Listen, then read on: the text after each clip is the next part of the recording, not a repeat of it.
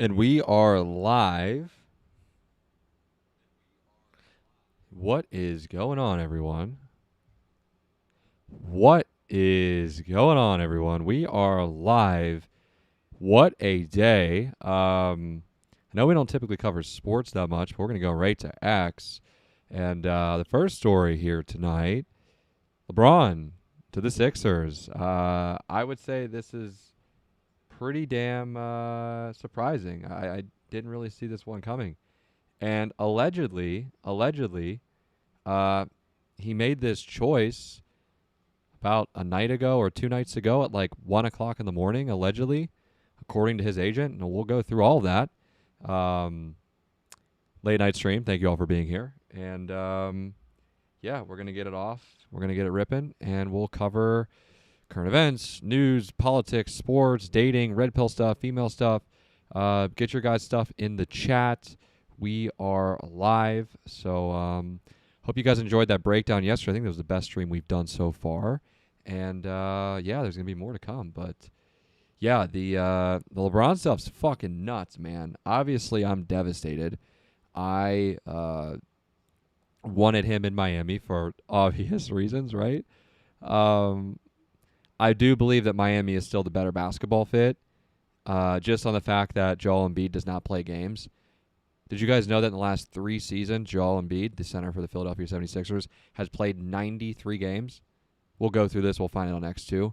I believe like 2 of those seasons he played like damn near 30 games. Like what are we doing? There's 80 plus games in a season, including playoffs, and you're not healthy. So and I well, Giannis has been hurt and blah blah blah. It's like, yeah, but with the Heat, you have a better system, you have a better coach. And even, let's just say Giannis got hurt, the Heat are still going to be able to figure it out in the East, which is tough, much tougher than it has been. But I don't know. Like Philly, they'll be good. But my thing is with Embiid, you can't pound the basketball for 9 seconds on the shot clock on possessions and expect to win games. Like that offense needs to be playing in flow. So that's been the Embiid problem too. Like, yes, when he gets hot and he gets going, he's good. But it, to me, is the same problem you have with Russell Westbrook, James Harden, Luka. Like these guys need the ball and they need the offense to run through them. Like it doesn't work.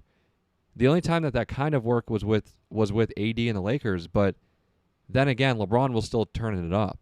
So I don't know. I'm not really over the moon about it. Like, of course, their roster is really good. I just saw like a few minutes ago, as of like 40 minutes ago, Kentavious Caldwell-Pope signed a deal with them or is nearing a deal with them on a buyout. So, again, that's another veteran shooter, etc. But, like, you have to solve the Joel Embiid problem. Like, the dude just gets hurt. You don't have Joel Embiid. Your backup center is, like, Adam Bona or some shit. Like, bro, what are we talking about? Like, you're cooked. So, I don't know. We're going to get right into it. So, yeah, guys. Braun, 2 years, $8 million deal with a player option with the Sixers. Obviously super shocking, super surprising. It's really weird. But hey, obviously it's the best basketball fit for the way he wants to play the game, so I guess you just got to trust that it's going to happen. But I don't know. Like, anybody other than Embiid at center, I'm okay with. Now, and obviously not the bad centers, right? But I just think the dude's super overrated. And I think a lot of people feel the same way, too. Like, yes, he's talented and he could score and fill it up. Pause. But he doesn't play games, right? Like, the Lakers' biggest... I'm sorry, Lakers, I got to stop the show. Sorry. I've been in this line of thinking for the last few years. The Sixers, which is so fucking weird to say now, their biggest opponent this year is injuries. Yes, the Knicks are going to be good. The Cavs are disastrous. The Pistons will be good. The Heat are going to be competitive. I'm probably missing a few teams too. But, yeah, I don't know. Like, yeah, they're favored to win the East. They're tied with the Knicks to win the East right now. Cool. But, again, I don't give a shit. Like, I want the guy to win. So, hey, man, if it works, I'll sit here and say I was wrong. But I still do believe Miami's a better basketball fit, 1,000%. Because I trust the Heat have the best coach in the NBA and the best front office in the NBA by far. Now, look, the Warriors, I think I'm going to Bob Myers right now, Bob Myers is the basketball executive for the Sixers. For those of you that don't know who Bob Myers is, he was the GM and the president of basketball operations for the Warriors when they built those teams. So that is good. That is good. Him and LeBron have a good rapport. And, they're in win now mode. I mean, I love the narrative, which is like, LeBron is like ring chasing. The Sixers haven't been to a conference finals in like 40 years. Like, what are we talking about? So, fix my mic for a second. Fuck. I don't know why it's just like this. I don't have much space back here. But yeah, guys, I don't know. I'm not feeling over the moon about it, but, we'll see what happens, I guess. Let's go through X and see what's happening. All right. So,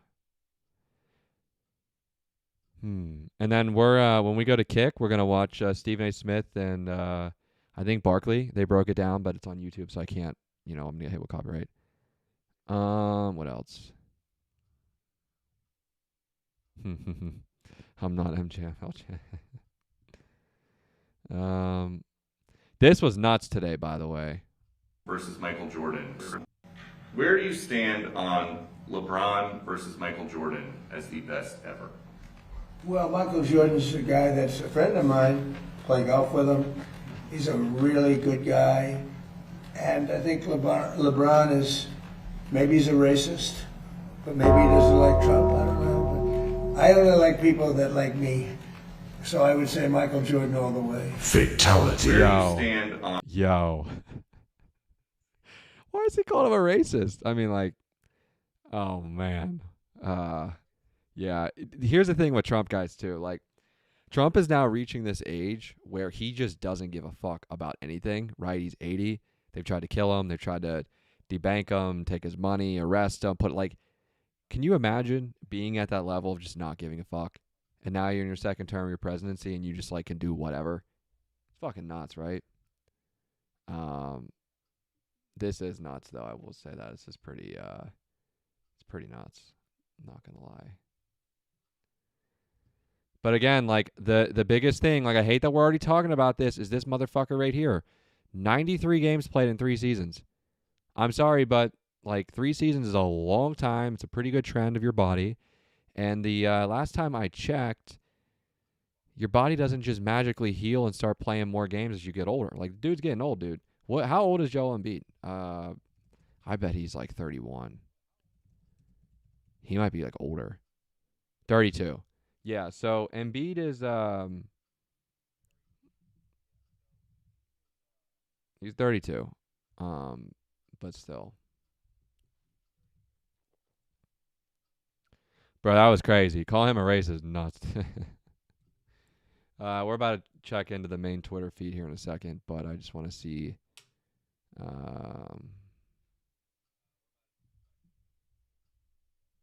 Emmy? LeBron is going to go somewhere where he can win another ring. Yeah, I mean, we shall see. Philly's an interesting spot.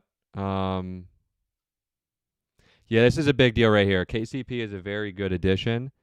Obviously, the Sixers have a lot of shooting with Maxey and Edgecombe, but having KCP there to come off the bench, and I trust KCP in big games.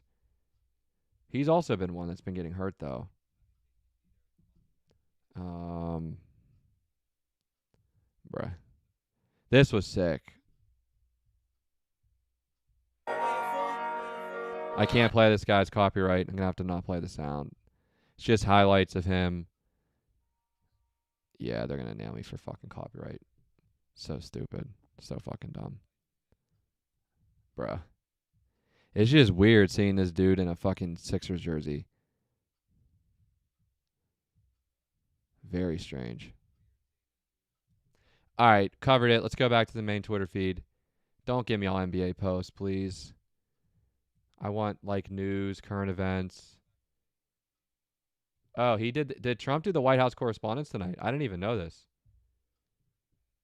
Oh, shit. Oh, boy. This is going to be fucking gold. I didn't know that they did the Correspondents Dinner tonight. That's going to be fucking gold. What happened? Trump said, I am pleased to announce my intention to run for a fourth term as president. You got to be, what the fuck? All right. What? But all different topics, all bad, everything bad. But here we are. I mean, here we are. In fact, when I'm finished, I'm going right back to the Oval Office. So I have to be doing okay. But we are all doing good together. That's why tonight, to show just how much I care about the press, and I want to save your ratings, I'm pleased to announce my intention to, and this is somewhat of a scoop, my intention to run for a fourth term as President of the United States. I will be doing that. I will be having an official, in fact, I think I have, I won 3 times. Now I'm going to do it again. Thank you. I'm going to do it. Should be easy. I'm getting very good at running for president. No, I won 3 times, did very well the second time, by the way. Oh, It's a rigged election, man. but we don't have to talk about it. You know, it's interesting when you come back and you do a good job like we did, and you don't care about it so much, but we do have to tighten up these elections because they really are in seriously bad shape. And, like, that's the thing about him is that I give him, I don't know why this audio is fucking terrible. Here's the thing about him. I love that he doesn't give a fuck to talk about 2020. I fucking love it. Because the fact that for years, you, and still probably can't, this is a very dangerous topic for me to discuss on YouTube. The fact that I have to dance around this topic proves in itself how corrupt the system is. Like, a fact that I can't talk and question something because they don't want the majority of people and the masses and the population to question whether or not it's legit or not, because then that makes the country go into some sort of weird limbo, which I get to an extent fair. But yeah, the fact that you can't even talk about this topic on like certain platforms, that shit's cooked, man. That is absolutely cooked. Come on, dog. We'll watch the other correspondent stuff here in a second. Uh-oh. Nothing to control the problem that we have. We've had 5 million undocumented workers come over the borders since George Bush took office. It has become an extraordinary problem. And the reason the American people are concerned is because they are seeing their own economic position slip away.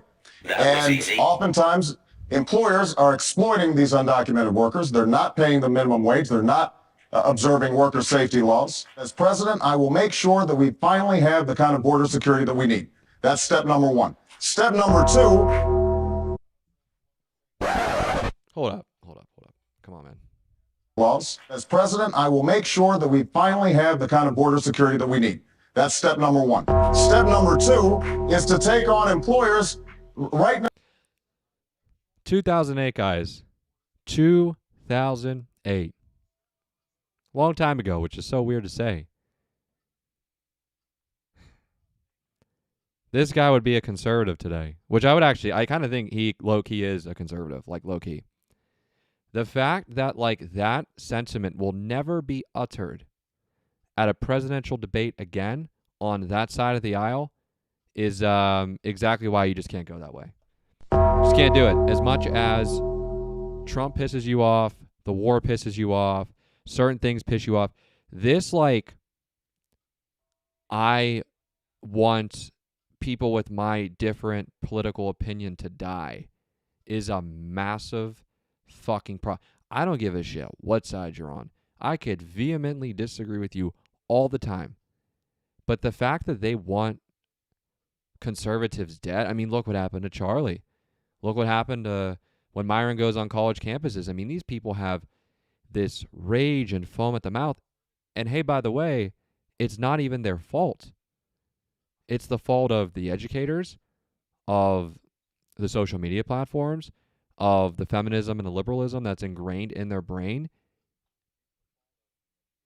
Yeah, it's pretty brutal. So yeah, you guys can never actually like go with these people ever again. This shit's cooked. Now, an employer has more of a chance of getting hit by lightning than be prosecuted for hiring an undocumented worker. That has to change. They have to be held accountable. Start shedding some light on the problem, and we can once again be a nation of laws and a nation of immigrants. That's what I intend to do as President of the United States. Crazy how that's radical. How that's like radical to their party now. Like they wouldn't accept that now. Isn't that nuts? By the way, guys, sorry for the weird static on the videos. It's Twitter, so the audio kind of sounds like shit. Uh-oh.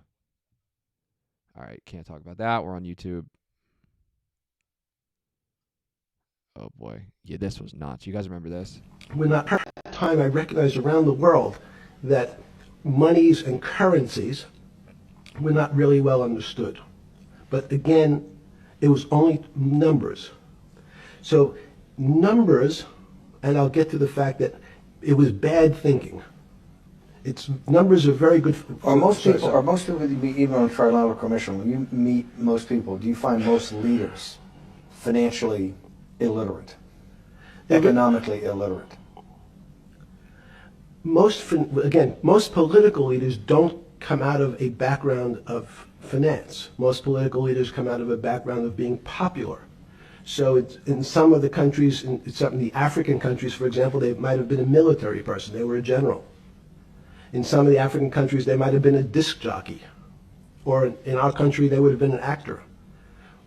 The knowledge of money they don't have expertise, they have no degrees in finance. They really, and this is one of the major problems, their expertise, if they have any financial knowledge, is of their own checking account or bank account and filling in their own taxes.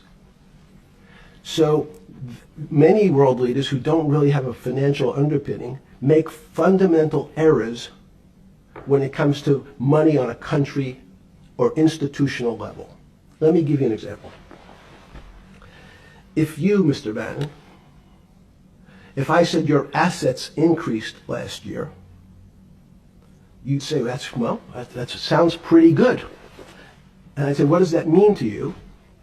You'd say, well, I have more money. I guess I'm wealthier. I'd say yes. And if your debt increased, would you feel wealthier or poorer? You'd say, well, I don't want to have increased debt. I don't like the idea of that sound, increased debt. Now, that and world leaders understand when their assets go up, they feel better. However, institutions like banks, things that people don't really understand are financial underpinnings of banks. When I say your bank, Mr. Bannon, you have the Bannon Bank, you doubled your assets. Sounds good, but what does it really mean? It means people owe you more money. You don't have any more money. What? Yeah. A bank's assets are how much it is owed by other people. That's crazy. So if the bank goes from $2 billion of assets to $10 billion, it means people owe it an additional $8 billion, but their assets have gone up. So the terminology of assets and liabilities is different for banks. It's not natural. And what most people, and you ask questions about world leaders, there's many people, I think your old boss Mercer understood, there's a fundamental part of money which is called fractionalized banking. And fractionalized banking is something that finance people understand, and the people on the street, and when I say people on the street, that's where I was when I started on Wall Street, would find it impossible to believe. Impossible. Why? Bannon Bank, I give you $1, just one single dollar. In our system of banking, I would say, okay, Steve, I gave you $1. How much can you lend out to your friends? And your natural reaction would be probably something less than $1, because I want to keep something in my lend out an additional $8 or $9. No, it's impossible. I only have $1, Jeffrey. We have something called fractionalized reserves, which is if you have 1, you can lend out 9. That's the way our system works. And so not only do world leaders not understand banking, but the man on the street, my father who worked in the park department, it would be beyond his imagination that people could lend out more money than they actually had in their pocket. Yeah, guys, this I think this was Bannon doing an interview with Epstein a long time ago. They used this during the depositions and the files. Hold up really quick. So, yeah, hearing him, and I've seen this full thing, but I wanted to play that for a second. Him going through money at the levels that he speaks about it, like, it's very interesting. You really start to gain a better understanding of, like, how the world works and also how money moves. So it really kind of changes a lot of how you move, too, which is nuts. Oh, boy. Bro, this dude's a generation. I'm not even going to watch this. Dude's an idiot. It's just generational hate. What happened?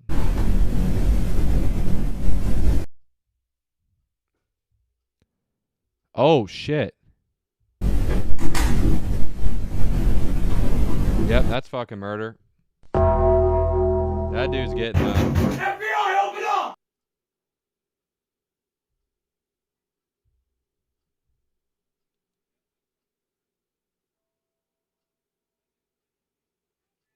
Sorry, guys, checking the chat.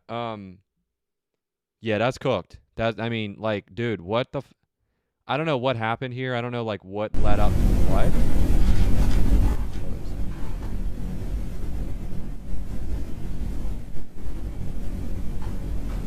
Looks like they get into a fight. The dude, like, gets knocked out right here, right? Even just first of all, I talked about this yesterday. Don't fight people. It ain't worth it. Like, there's no self-defense here. They both went at each other. This dude here gets knocked out. Right here, and they're going to play this in court. This dude, he is fucking finito, bro. That dude's going to jail, bro. Right here, once you knock the guy out, you probably should, like, call the police. Hey, I got into an altercation, which most people won't do, which you should have. Like, what do you think you're getting away with murder in 2026? Like, are you retarded? FBI, open up! So, yeah, this is cooked, man. Like, once the guy gets knocked out, you realize, like, oh, shit. Like, your brain goes from a different arena to a different arena. Probably should alert somebody, hey, this guy got knocked out, try to help him get up. And then, like, who knows? Maybe they could have been best friends of it. I don't know the situation. But, yeah, this is cooked. Like, right after he's unconscious and throws him in the water, it's attempted murder. The guy died? We had to have. Oh, fuck. Yeah, because he was knocked out. He wouldn't have gained consciousness in the water. Whoa. Yeah, that's... Dude, that's fucking crazy, guys. That's absolutely fucking nuts.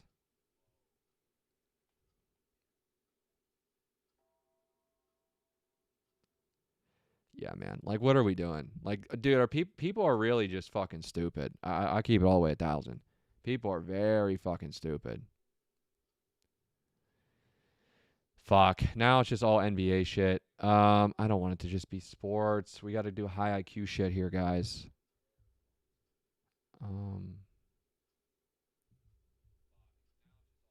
Guys, dude, Gadget is a fat loser that literally, like, lives off disability. So, like, these dudes they're really sucks, though. You know what I mean? There's always going to be a market that hates guys that, like, are out there, like, achieving success. There's always going to be guys out there that say, oh, look at these toxic alpha males. Ho, ho, ho, ho, ho. You know what I mean? And they're, like, fat losers that, like, just hate from their basements, or they're not where they want to be, so they get frustrated and pissed off. Everything is a scam to these guys. There's always going to be people like that, bro. So it is what it is. They make their hate videos on Me Too. They make videos on Justin Waller talking shit. It's like, all right, dude, great. Like, you guys literally no one would watch y'all if it weren't. And you guys want to know, like, the most interesting thing about this? Let me go main screen here because I actually have something very important to say. All right. I've noticed this.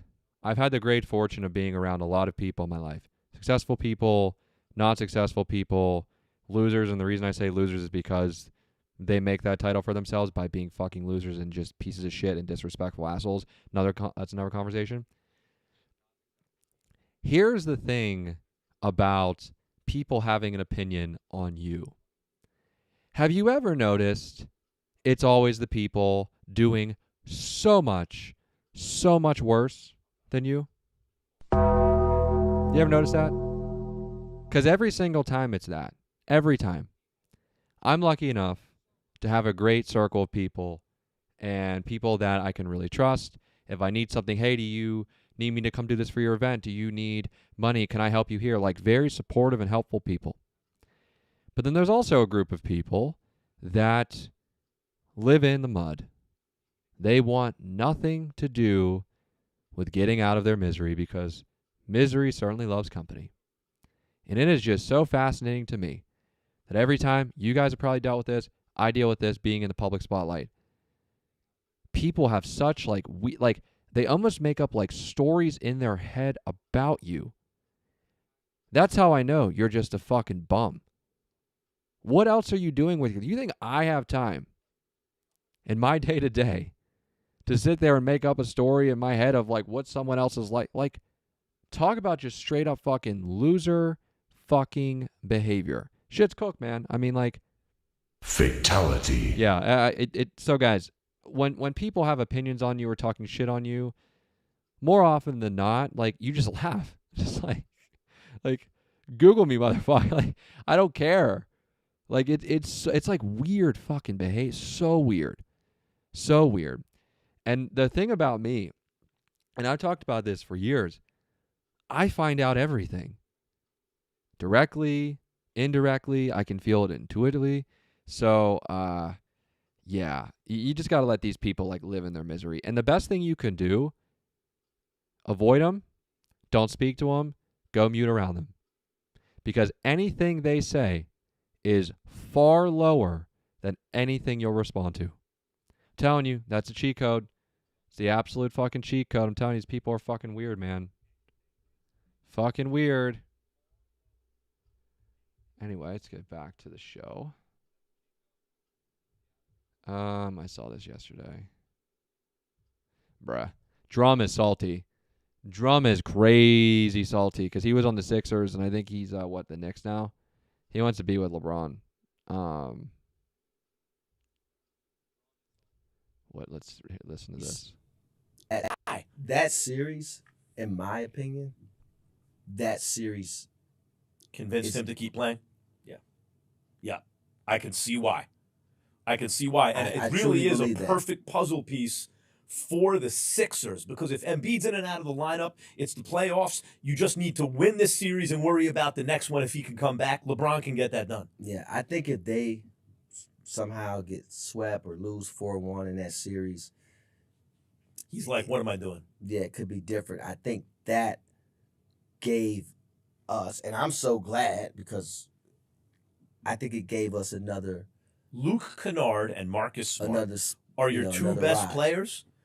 LeBron won a playoff series without a single average starter in the lineup, meaning there are 30 teams. Is this guy between 12 and 18 at his position? That's in the middle of 30. There's not a single guy LeBron played with in a playoff series that is an average starter. Luke Kennard is a nice player. He's not an average starter. He's not an average two. Marcus Smart is still good. He's not an average guard. Like, he's not one of the 18 best guards in the league or 36 best guards in the league at the one or the two.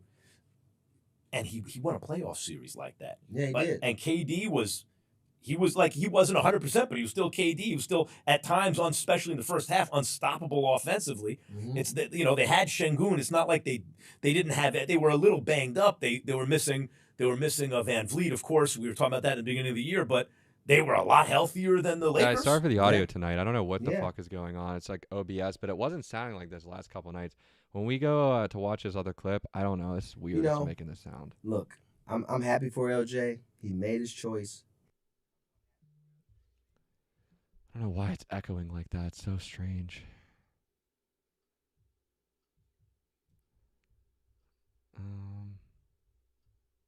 Oh boy. I don't want to show that on YouTube. Give me one more day.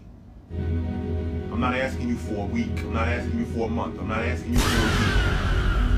Can you give me one more day? We'll deal with tomorrow when tomorrow.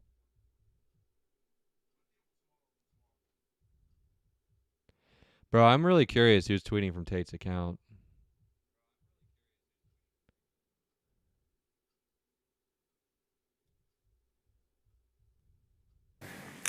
Yeah, so I used to do this thing where I would stuff my boots with like a few inches of lifts. But you're already tall, right? You're 6'2". I got papers in front of me. It says you're 6'2". Yeah, right. So, but before I was super famous and a lot more financially well off, I was just a normie. I was just a guy working in a restaurant. So I had to compete in some other regard by maxing out and becoming 99th percentile height. So that was my way of beating the odds and staying competitive. And what happens, obviously, is when you go home and you have to take off these shoes, it's like, whoa, what's going on here? You know? Right. So, and like so if I were to do this interview and you had a rule in your studio where people had to take off their shoes, what I could potentially do is send one of my staff the prior day to, like, you know, make up a red herring, like that they have to go over the itinerary and go over the questions, and they would have conveniently laid down maybe like a book there by that desk, another item there, and then you're creating a pathway all the way to here so that you don't perceive the difference because I'm stepping on these things very conveniently. Did you guys throw me under the bus? Is he mogging me right now because of a book somewhere? What the hell's going on here? So there's no change in perceived height. Right. That's what it is. That's fucking crazy.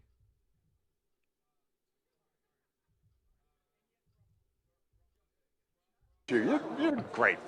You're fantastic. Thank you. Don't let all this nonsense get you down. Crazy. I appreciate it. Yeah, you know, I always say one of the things that was luckiest for me was not to have that much, you know, burden and nonsense.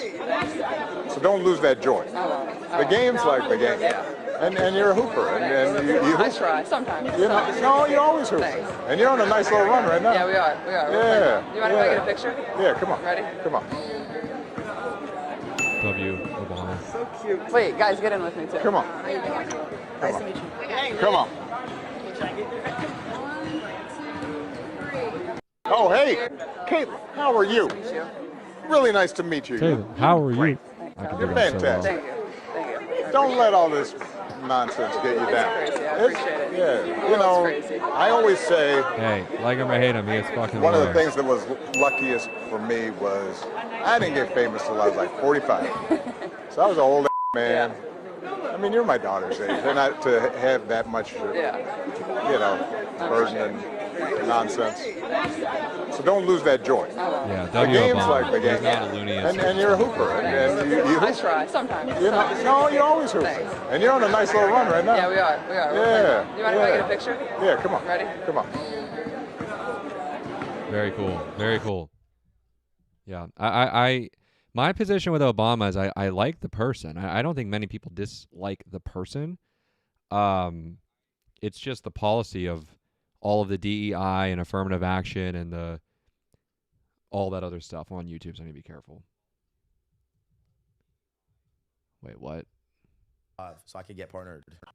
And I had like 40 viewers, and I bought it at 50 viewers or 60 viewers to go to 100. Fatality.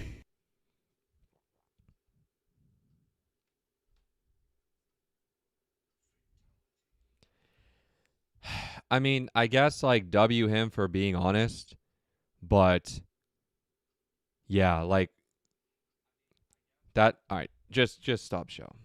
Hold up. And I had like 40 viewers, and I bought it at 50 viewers or 60 viewers to go to 100. You bought it? Yeah, I used to buy all my. So. Fatality. So at least he was honest about this, right? But here's the reality of like Twitch and Kick and all these people. The majority of streamers are going to bot their shit. I will sit here with 3 people, 300 people, or 3 million people, wherever the fuck we are. Streaming is a completely different game. This is the first time that we're doing it now as of like a week consistently. As you guys know, we've uploaded episodes and clips to what they were recorded for years, 7 years. So it's going to take time. We're going to put hours in, put work in. As you guys know, we're posting a lot of clips now that are really good and edited. So, like, we got a lot going on. And I do believe with the work we're putting in, how diversified I am, I can talk about a variety of different topics, from sports to geopolitical stuff to news to pop culture to red pill stuff to women. And most people on Twitch or Kick, if they're women, they're just sexualizing themselves, most of them. And if they're men, outside of like Myron or Sneeko or Fuentes, who's on Rumble, not many people are having like high IQ conversations, breaking things down and helping you guys like get better and see through the bullshit of like the news and politics and females and that whole thing too. So I guess shout out to him for like admitting this. But yeah, like this is cooked, dude. I will never do that shit ever. Now here's the thing about this too that's like difficult to figure out. You can't control if someone bots you. And I've noticed this because, like, for example, on Myron streams, he'll gain like 10,000 viewers instantly, right? And he's like, holy shit, someone just botted me, because he kind of knows where he sits and the view count, etc. So you can't really control if someone does it to you. But I'm going to tell you right now, I will never. I don't need to. Why? Like, I believe in the content. I believe in these high IQ conversations that we're having. And ultimately helping you guys and giving you guys a fuck ton of value. For free, by the way, here on Kick. Kick.com/Standin On Pod is the home base of yours truly and Standin On Pod. As well as being on YouTube, which we are right now. We won't be on much longer. And we're migrating you guys all over to Kick. And yeah, we're going to be getting TikTok Live up soon. Ideally, Instagram Live up. We got to figure out that UI. And yeah, man, but this is fucking crazy, bro. Like, this was the game. Like, you know, view botting streams to get part on Twitch. Everybody was doing this, including the females. Like, hold up. Stop show. If you guys think that most of these female creators, outside of Candace Owens, who I think is incredible, immaculate, smart, intelligent, everything, right? She doesn't sexualize herself. She covers up. She speaks very well. She's amazing, right? She's a unicorn. Most of these other women in media, they got to wear shit where their like tits are out. They got to wear these like weird clothing. They got to like get up and bend over and do like all this goon shit. And then of course there's a lot of men that are addicted to certain topic, corn. I'll say that just lightly on YouTube. And gooning and things like that. Of course they're going to get a viewership, but it's also not that much. They're botting their shit too. So yeah, guys, I'm never going to do that. I don't need to do that. I believe in the work that we're doing here, the content that we're putting out here.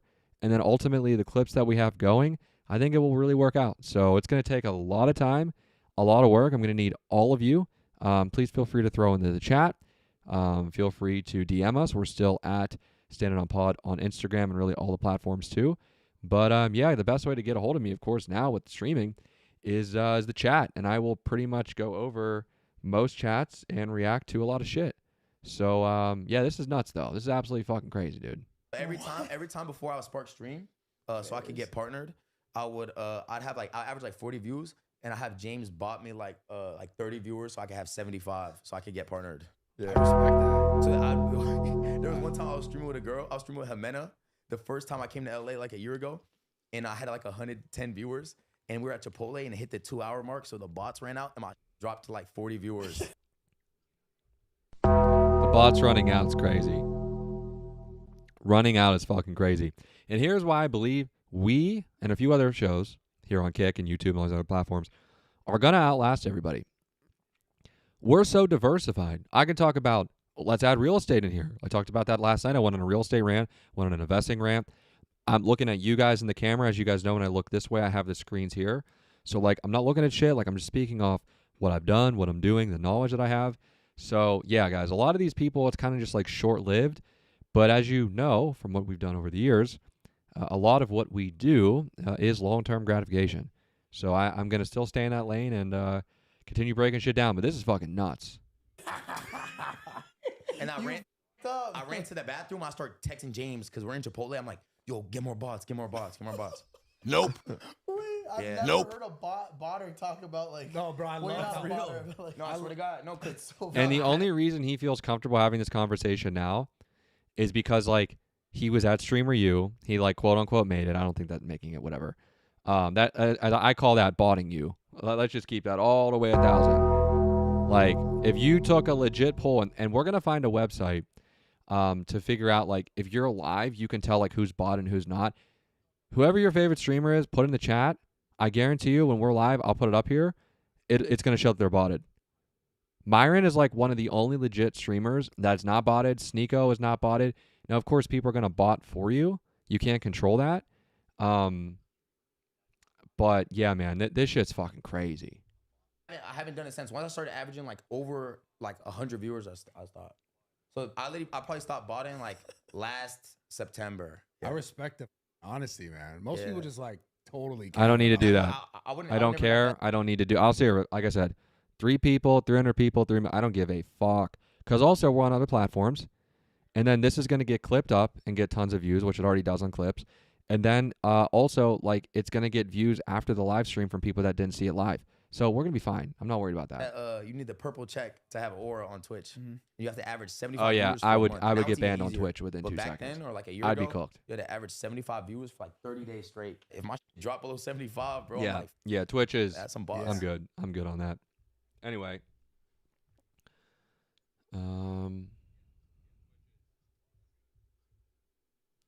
This is more propaganda, even though it's a sad speech. I saw this. Brad Pitt with his wife. All right, let's see what else is going on here on X.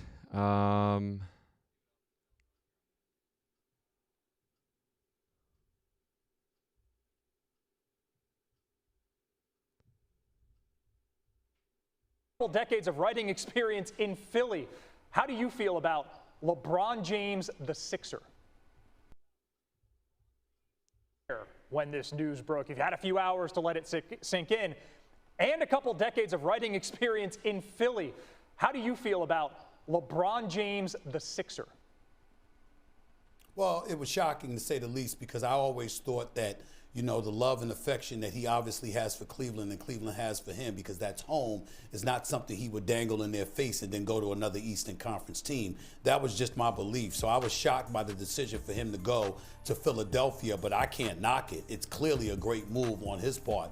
When you consider the fact that Tyrese Maxey, VJ Edgecombe, and Jaylen Brown is on the same team, that's your backcourt for years to come.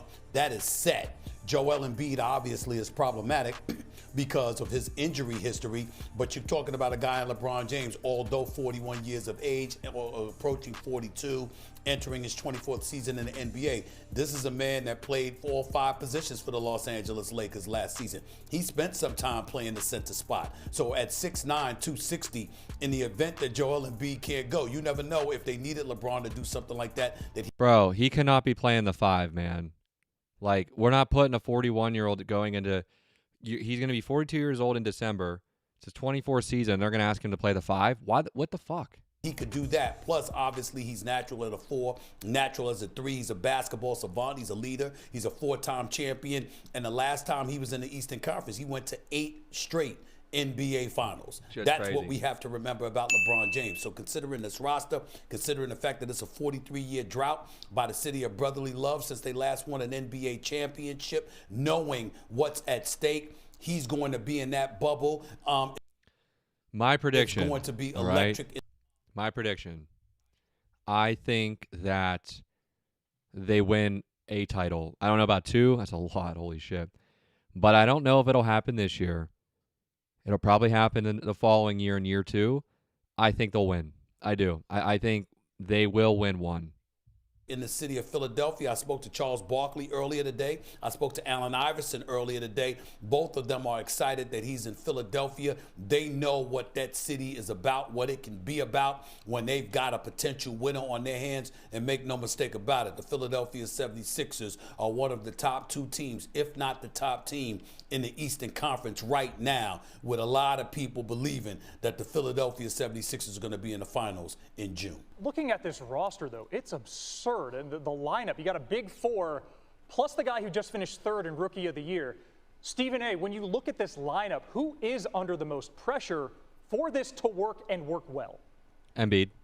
I believe it's LeBron James. No, it's Make Embiid. no mistake It's about Embiid. it. I mean, Jaylen Brown is an MVP candidate who just finished averaging 28.7 points per game. Tyrese Maxey as the 4th leading scorer in the league. Tyrese Maxey was the 5th leading scorer in the league, averaging 28.3. VJ Edgecombe was a rookie, a top 3 rookie in the NBA, giving you about 16 a night with elements or moments of the spectacular.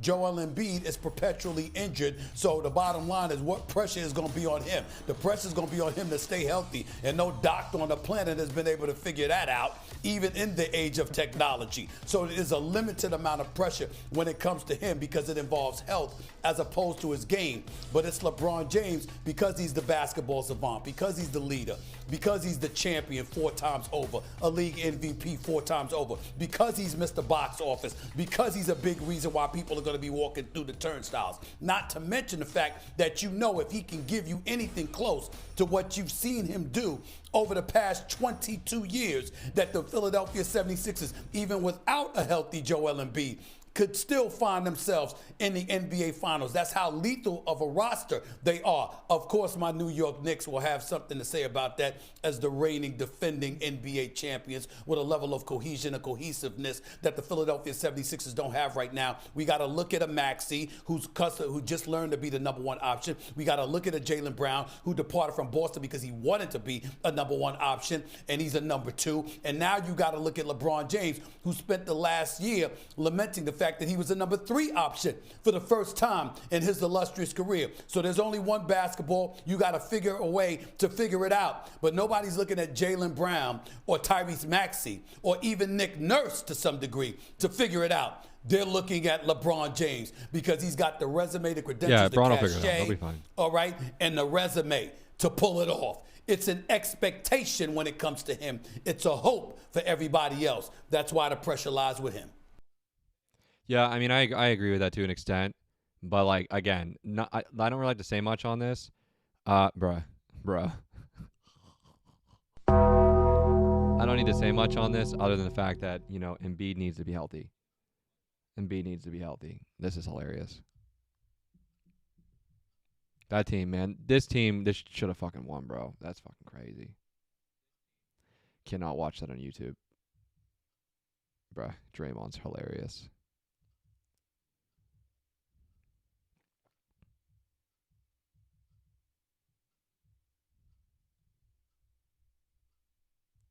It's so frustrating to me how I've been saying this shit for years, and it's like I get proven right every fucking time. Ladies, listen to me. I'm going to tell you what your father, your brother, your cousin, and your ex will never tell you. If you get with a man that makes anywhere between, let's say, $100,000 to $1 million a year, the likelihood of him having a side bitch are significant.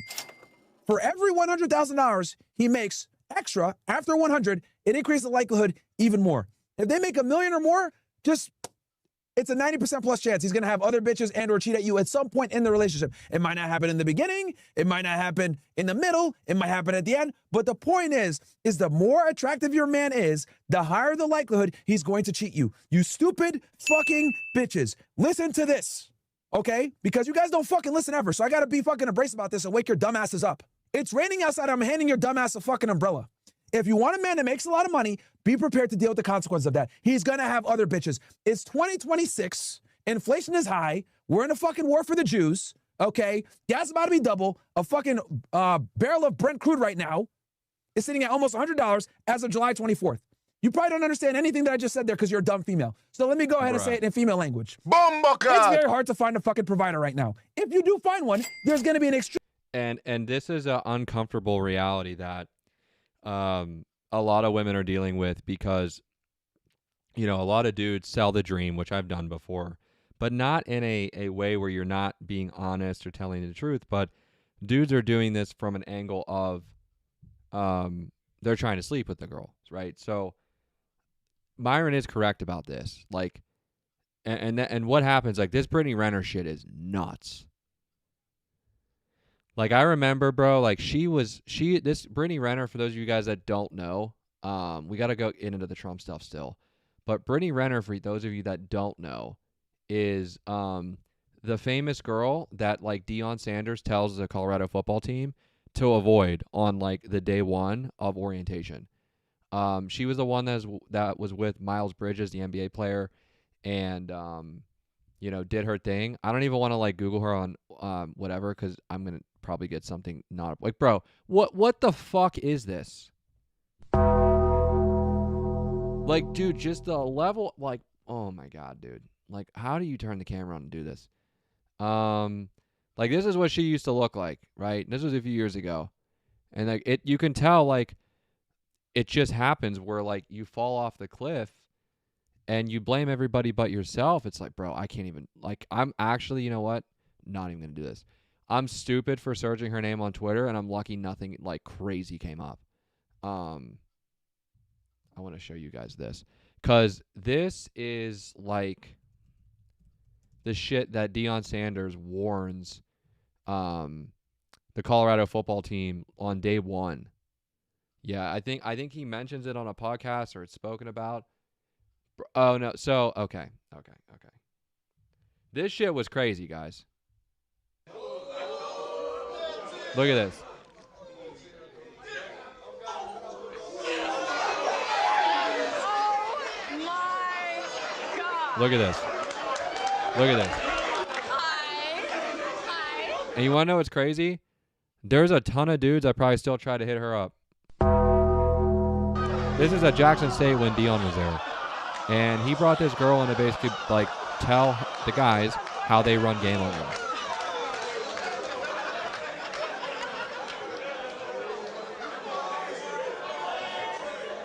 Look at this. Look at their reaction. Calm down.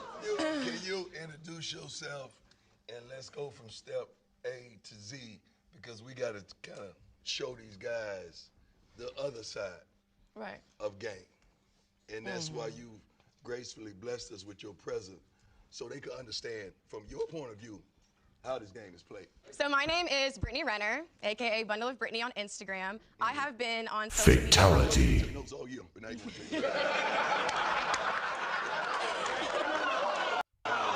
I ain't gonna lie, this is funny though. But this shit's crazy. That's how the game starts, with the phone.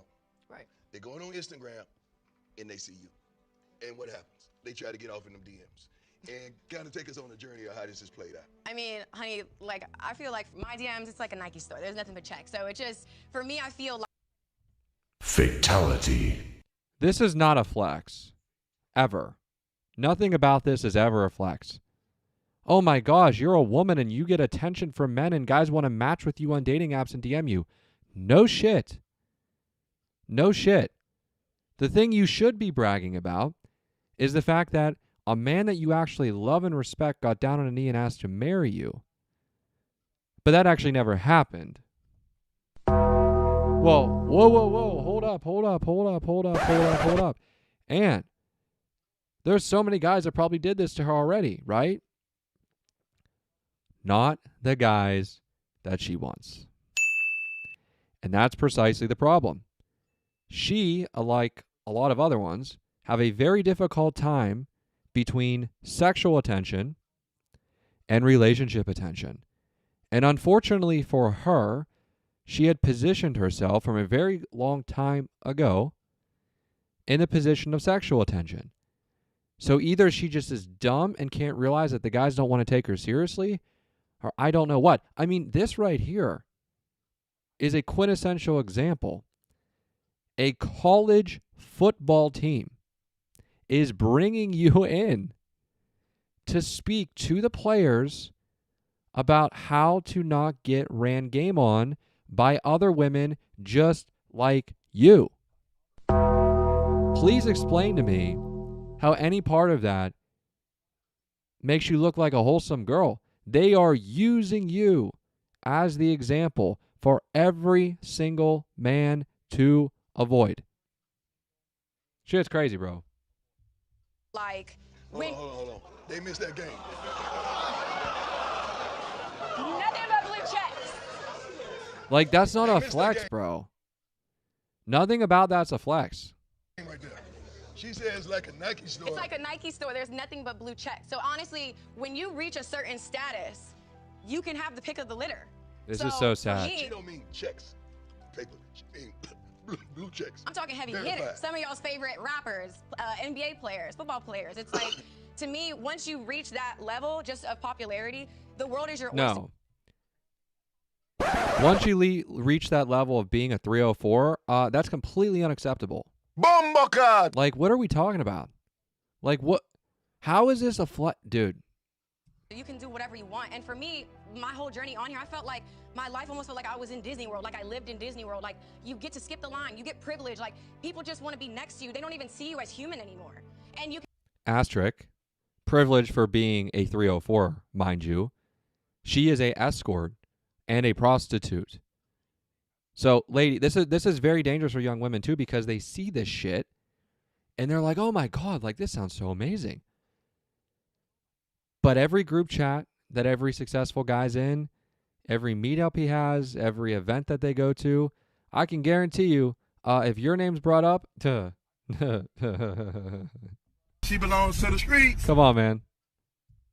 You can either, use it to your advantage and maybe abuse it, or you can, try to make something happen. So a lot of guys who are in my DM, you're in my DM because I'm Brittany Renner.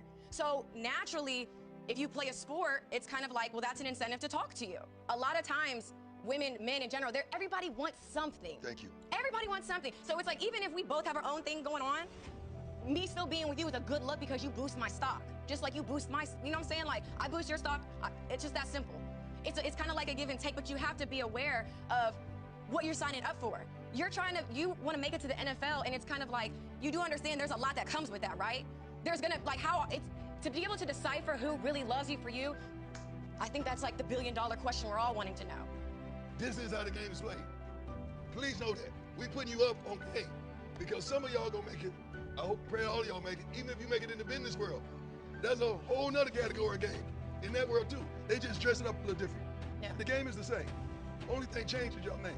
Yeah. That's good stuff I just spit right there.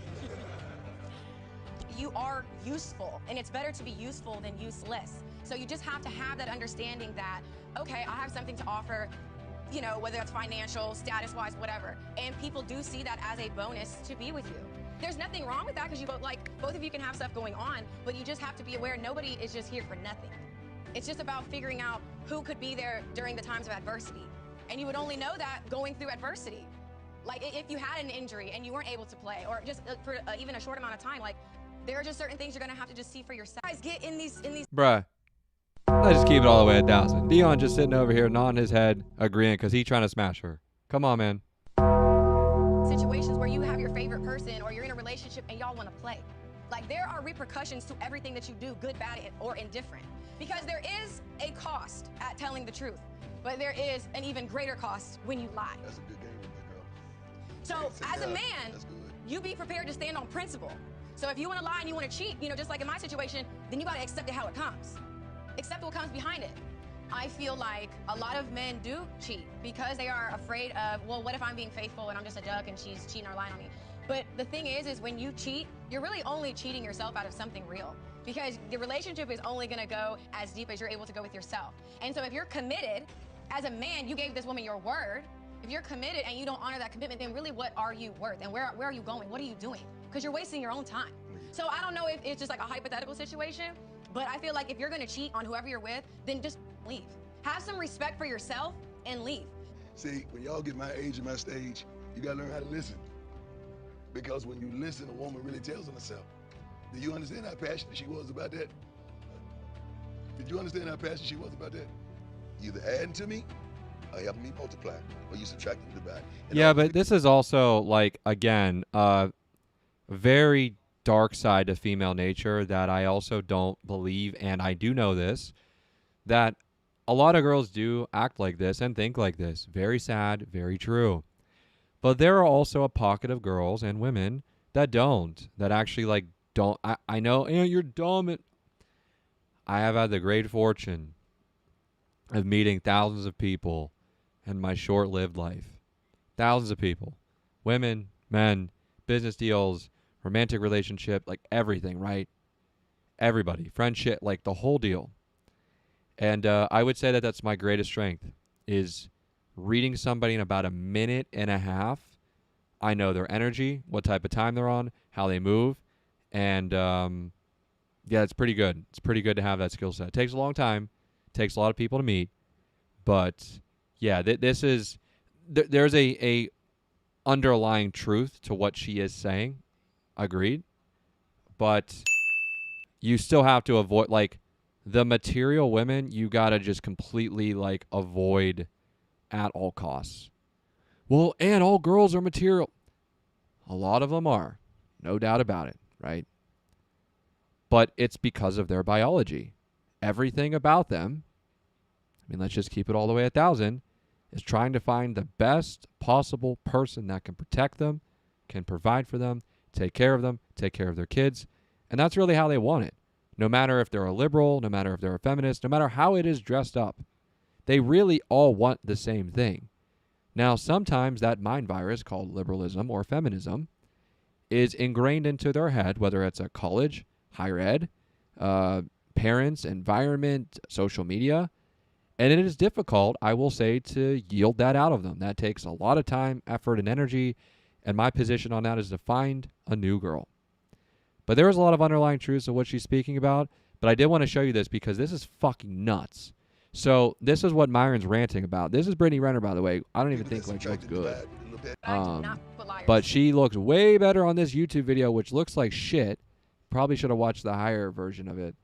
Like Shannon Sharp had her on. We're on YouTube, so I got to be careful with copyright. But I think I was okay with that one. This is her now, bro. This is fucking Brittany Renner now. What extremely the high likelihood he's happened, gonna have bro? side bitches, especially if he's over 6 foot tall, charming, charismatic, looks good, in good shape. It's just what you have to deal with, okay? There's not enough of these guys to fucking go around, and you're not as special as you think you are. How many fucking times I got to bring a girl on the panel? I deserve a guy that makes this much. Okay, well, what do you bring to that relationship? Oh, well, I am XYZ. And then I have all the girls on the panel tell, well, what makes you a catch? Oh, I'm funny. Okay, ladies, if you're funny as well, raise your hand. They all raise their hand. I'm smart. Okay, ladies, if you're smart, raise your hand. They all raise their hand. So in other words, women, okay, are not as special as they think that they are, and you guys bring the same fucking traits to the table a lot of the times. So if you guys want the X factor that's going to keep a higher status guy around, guess what you do? You accept the fact that he's going to have other women. You shut the fuck up about it. You support him in it, okay? Hell, you want to be a real G? You help him fucking get the bitches. You run a dating profile for him. You fucking pack him condoms. I know. And guys, this only works if you are like at an insane level. And most girls aren't even going to be okay with this just because how they're wired. But I've seen it living in Miami. You see it all the time. This is not just a Miami thing, though. And it's a very uncomfortable conversation to have with a girl, right? Most aren't going to be about it. And the other thing, too, is that most of you aren't willing to risk losing that companionship with a girl to even think about this. So that's why most men cheat. I mean, let's just keep that all the way 1,000. Like, that's why y'all cheat. Because you're just not upfront and honest about what it is. At least for me. Like, it's so great to be at the point that I'm at in my life. Because I just literally don't have to fucking, like, walk carefully around anything, kind of be weird about shit. Like, I just tell it like it is. Some people like it. Some people don't. You go with the people that do. Very simple. Very simple. Oh, this sounds crazy, right? But guess what? This is how you fucking keep your guy. Because other bitches are not willing to do this shit. I'm giving you guys the game, okay? You're not going to hear this on The View. You're not going to hear this on these fucking female talk shows because women are stupid and they don't give each other good advice. You're not going to hear this from Steve Dumbass Harvey, Simp Harvey, because he's a fucking idiot too. You want a higher status guy? You want a guy that makes $1 million a year, $500K a year, a professional? Or a guy that's a fucking celeb of some kind? It's a game you got to play. Otherwise, get with a more average man that makes 30, 50K per year, has a little bit of a beer gut, watches sports every day, not taller than you when you wear heels, average looking, nothing to write home about, and then pray he doesn't cheat on you, because if he gets a chance, he's going to cheat on you too, dummy. So you got to pick one. It's incredible to me how women cannot understand this fucking concept because they're so stupid and they go through life thinking that they're special and that no one can tell them anything. It's incredible. It's incredible. Fucking Myron Gaines, the Nazi anti-Semite misogynist got to tell you bitches what it really is. If you want a man of a certain caliber, you have to deal with that caliber's standards and consequences of said caliber. It's not just sunshines and rainbows when a guy has a lot of fucking money. He's going to have other girls, I'm sorry. Your job is to just be the first girl. And this is like an uncomfortable reality that a lot of you women that may even see this or see clips about this don't get, is that, like, if you do have a guy that is making a certain amount of money, has a certain influence, has a certain status, has a certain look, right? Like, there are some good ones that are just going to be loyal to you, fine. But the majority, if like we put them in a room and we question them about like, hey, like, you know, if you could go here, here, 90+% of them are fucking folding. 90+% are folding. Fatality. So yeah, Myron's right about this. You got to be girl number one. That's your fucking job, okay? Your job is to be girl number one and not care about 2, 3, 4, 5. And if you're a real G, if you're a real fucking ride or die and you don't want to fucking lose your spot, you help them with getting 2, 3, and 4. You get involved in that process. You enable it. You don't give him a fucking hard time. Because even if you're not the hottest chick, the fact that you don't give him a hard time by having other bitches, he can't fucking let you go because the other dumb bitches cannot get over that shit. In other words, you're using the umbrella for the rainstorm that I gave you. Or you could be like the other dumb bitches, not use the umbrella, get fucking soaked, and then wonder why it's raining when I told you that the rain was coming. Anyway. And that's the thing too, ladies. Like I love it how oftentimes I get the angle, and it's just people that are very stupid and low IQ, but oh, and you hate women, you don't like women, the way you talk about them. First of all, I'm critical of them, just like I am men. There's plenty of there to keep men busy, right? But all we hear about in the world is how men ain't shit and blah, blah, blah. It's time to be critical of women too. Because when we're critical of both, you rise to the occasion and the pretenders fall to the ashes. That's how that goes. So as much as I am critical of women, I also give y'all game. The game is this.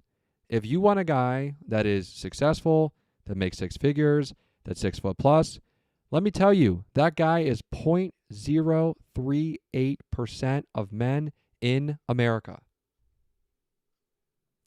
0.038% of men in America. Please explain to me how that guy is very rare just based on his height and income, right? You are maybe pretty, maybe attractive. Guess what? There's tons of other pretty and attractive girls too. Why would he deal with you when he can deal with another girl that's going to accept what he wants? And this is like the hard conversation, and I see this just being outside in society now. This is why a lot of girls are just perpetually single too. They don't want to accept like, okay, if I get certain guy, certain things come with that, right? Like more money, more problems. That's a true thing. Or you can just accept a very average guy. 5'8", 50K per year, kind of weird, smells, like not really in shape, like dad bought, like, but most of y'all aren't going to accept that because you want your superior. You want someone better looking, maybe not better looking, but let's just say it. You want someone stronger, someone that makes more money, that can influence at a way higher rate, that has status, that can teach you things, that can protect you. So by definition, that would be superior. Now, women have a hard time with that conversation. But this is just the harsh and uncomfortable reality that most of you have to accept. And you have accepted. This is why you're perpetually single. You're out on girls' nights and like there's just like no interest of you to speak to men. This is not a fulfilling life. This life is meant to be shared with others and another, right? So when you're sitting there being like, well, men ain't shit, blah, blah, blah, all this stuff, most men leave the market. And we now see that 60% of Gen Z men have left the dating market, meaning men that are in their, I believe it's like 20s, 30s, etc. And let me actually look this up to be factually accurate because I just want to know. Okay, Gen Z is 14 to 29 years old. Okay, sorry. So teens into late 20s, damn near 30s, right? So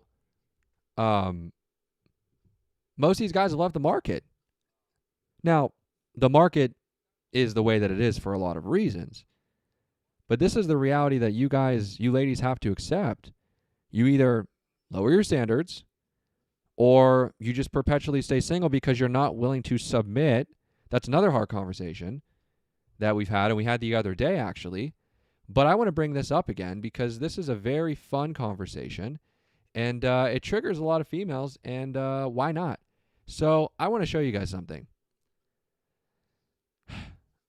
And let me show you guys this too, because this is being stupid.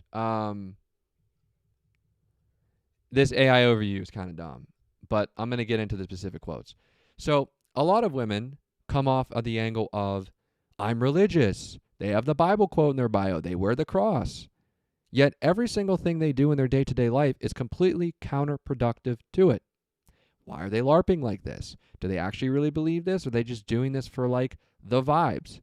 So this is what I looked up the other day, and we talked about this on the show. I looked up times in the Bible, for those of you that are Christian, Catholic, etc., where, and we could talk about this with Judaism, with Islam especially, but let's just go with the Bible. I looked up how many times in the Bible it references obeying and submitting to a man in marriage, etc., right? Now, the initial text says, the Bible includes several verses about wives submitting to their husbands, notably in Ephesians 5:22 and 1 Peter 3:1. While the word obey is rarely used regularly for wives in marriage, submit and be subject to appear frequently in New Testament household texts. So they're kind of like walking the weird line of like, it says it, but it doesn't. It's like it's liberal. This is a liberal platform. But let's just get into this really quickly. Oh, I didn't even see that one too. Colossians, that's so too. Okay. All right. So I blew right by that one. This is a conversation that a lot of women are not ready for. And it's great to be on stream because I can just show this right to them. Key Bible verses where it talks about women submitting and obeying to their husband. Because if you're Catholic or you believe in the Christian faith or you're Muslim or you're Jewish, whatever you are, right? Isn't it weird how all of these books, as much as they are vastly different in a lot of ways, all have the same view on females when they didn't have technology years ago in different parts of the world to understand how you need to be towards them? Very uncomfortable conversation for a lot of people. But here are 4 key Bible verses that speak about this directly. So the next time you ladies want to sit there and say that you believe in God and our Lord and Savior Jesus Christ and all these things like that, do you really believe in it? Do you really believe in the fact that in Ephesians 5:22 it says, wives, submit yourselves to your own husbands as you do to the Lord? Stop the show. Let me say that again. Ephesians 5:22. Wives, submit yourself to your own husbands as you do to the Lord. A difficult time with this is exactly why the dating market is what it is. Let's just go back to it. Why not? We're having fun here tonight. Late night stream, Friday night stream into Saturday morning. It's 2 a.m. Welcome, everybody. The next one, Colossians 3:18. Wives, submit yourselves to your husband as it is fitting in the Lord. Let me say that again. Wives, submit yourselves to your husbands as is fitting in the Lord. Third one, 1 Peter 3:1. Wives, likewise, be submissive, to your own husbands, that even if some do not obey the word, they may be won without a word. Titus 2:5. To be submissive to their own husbands, that the word of God may not be reviled. Sorry. Thought it said revealed. I was like, that's spell check, right? 4 key Bible verses. But number 1 is the best. Ephesians 5:22. I actually think, guys, we're gonna relaunch a merch store. We're gonna get that put on shirts. And I'm not saying this from a position of like, oh my gosh, like I want to dominate women and have of course not. But when you're in a relationship where the roles are not understood, you are in mass confusion and a free fall that unfortunately your relationship is headed for the dumpster. And I don't want you guys to have that, right? Now, I know that some people cosplay the Bible specifically with, well, you know, on one end it's saying submit and obey for women, right? But then men are not acting dutiful the whole other time throughout the Bible. Fair point. But when you're talking about, a lot of you guys I assume are probably Christian, maybe some of you aren't, whether we're talking about Islam, Judaism, etc., I can guarantee you I can find examples, especially in Islam, about examples of women submitting and obeying their husbands. But this is just like the most, because I would make the argument that Catholicism and just Christianity in general is a lot more, how do I say this? Not as extreme in a lot of cases. I know some women are like, hey, this is extreme, you're an asshole. No, it's not as extreme as some of these other religions. You can make that claim. I'll make that claim as a Christian. But it's just so weird how they have these Bible quotes in their bios and they wear the crosses and all this stuff, and I'm a woman.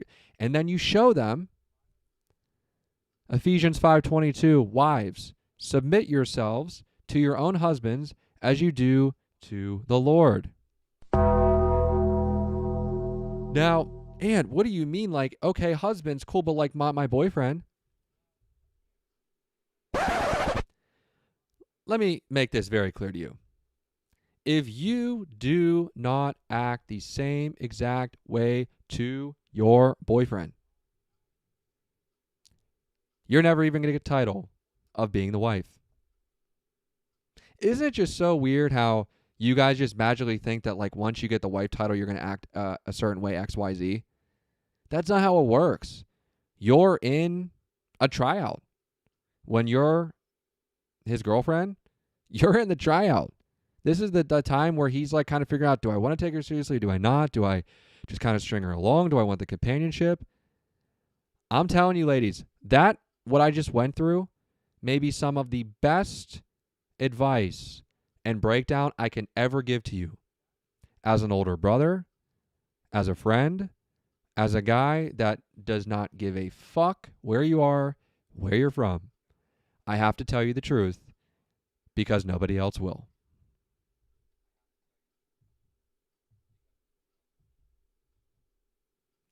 Anyway, back to the program. Pretty good rant, huh? I'm getting good at this.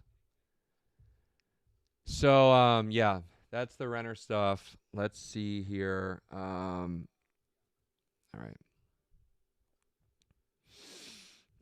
right. I think we're going to start reacting to the Trump stuff. Yeah, we've kind of been. All right.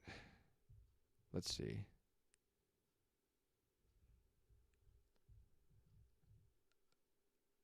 Hold up. I think that's LeBron. Bruh, I ain't gonna lie, bro. This is crazy. This is absolutely fucking crazy. Civil rights era hoops is back, bro. That's hilarious.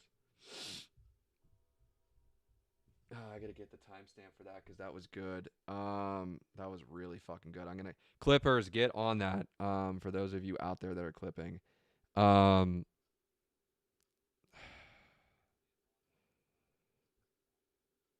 Okay, hold up 1 second, guys. By the way, subscribe to the channel, like the video, helps us with engagement and get pushed into the algorithm. Okay, sorry about that. My phone's about to die. I need to get the other one. Who y'all think this is, by the way? Why do I feel like this is LeBron? Like, I know they're like, he's just too small. Nah, it's a guard. Is that Kyrie? I don't know who this is. We should do this every day. I don't know who this is. Gobert, a deterrent there.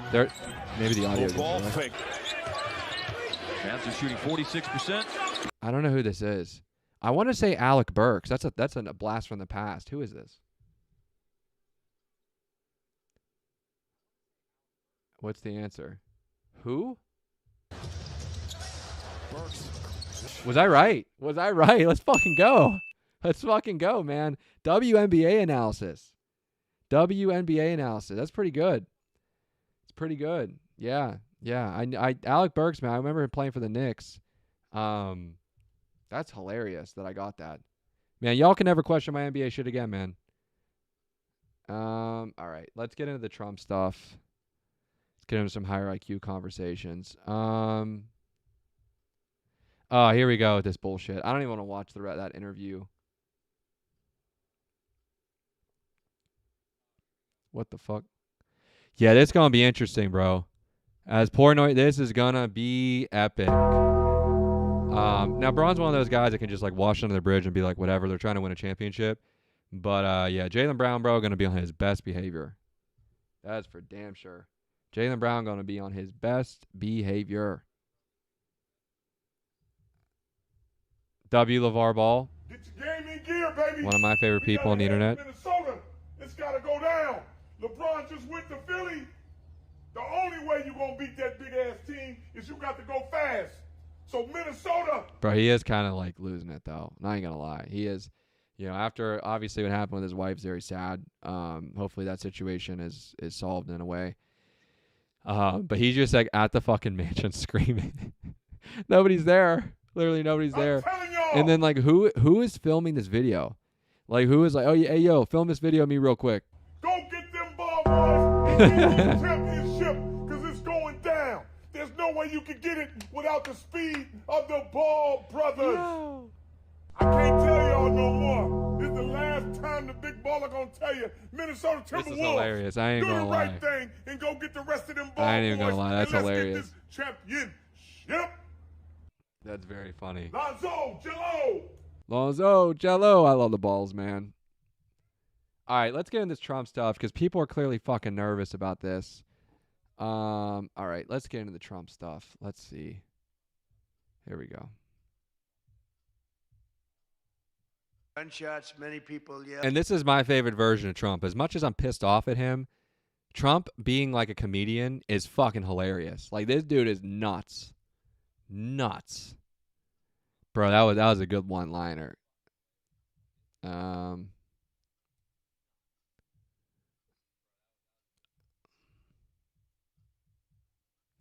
People are like freaking out about this on X, about him like running for president. Is it really just the only clip from this? Can we watch the full thing? I actually want to watch this with you guys. Yeah, we're gonna watch this on Kick, guys, because I'm gonna get hit with copyright more than likely. And maybe I won't. You guys think I'm gonna get hit with copyright? I think I'm going to. All right, let's see. Hold up. Let's see, guys. And we got to get off fucking Twitter now because Tate that had to pop up. All right. Hold up. Let's see if the full video's here on X. I ain't gonna lie. This is fucking crazy, bro. This is fucking crazy. Could you imagine if he actually does this? Can you imagine? Oh, man. Bro. I mean, he's obviously not. He's 80, right? He's not. He's going to give it to JD probably. But like I said yesterday, guys, they're going to lose in 28. The DSA people, I think they're going to win. I think they're going to win big time. I do. As of right now, with how bad this war has been, yeah, 100%.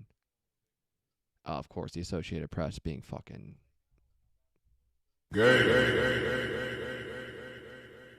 all right. Well, we've been on YouTube now, guys, for about an hour and a half. All right, we're gonna get off X. Let's see if we can pop this up on YouTube. And I want guys, I would love to stay on YouTube and show you guys and break this down. Like I want to be on YouTube all the time for very, to be very clear. It's here. So, fuck, 3 hours? Jesus Christ, Trump. Oh, this is it's like an hour. Okay, we can watch this. Since it's C-SPAN and it's the news, I should be all right with this, right? Because it's technically the news. So, I think I should be all right with this. We're gonna try to stay on YouTube. This is kind of risky, but hopefully the sound on this is good too. Here we go. Can I ask you a question? Sure thing. Sorry about the spend on ad, guys. groceries per week? $150 to $200. 200, I think. Like And increasing now, the speed to 1.25. ladies and gentlemen, please join me in welcoming the 45th. Me or does 47 look old here, man? I don't know if he just like didn't have makeup on like he usually does. He looks really fucking old here. Like, this is the oldest. I mean, I look. I don't know what it's like behind the scenes, obviously, and what they do or whatever, whatnot, like how they get him or whatever. And I'm used to him, whatever. He just looks old. I mean, he's 80. But, man, I think, I really do think that, and his hair, he didn't, like, dye his hair to that, champagne gold that he usually has. I do think that this war has aged him to a level like nothing ever has before. And we're talking about a president that has gone through assassination attempts, election stuff. We'll just keep it at that. Going after him, going after his family, like the whole, and that definitely, this, I'm telling you, this war is tearing him apart. And I'm still pissed at him for the war, of course. A lot of us are. But when you're the president, there's it seems like a lot of other underlying things moving that the average person in the public just will never get. But he looks fucking old as fuck. So, man, just for context,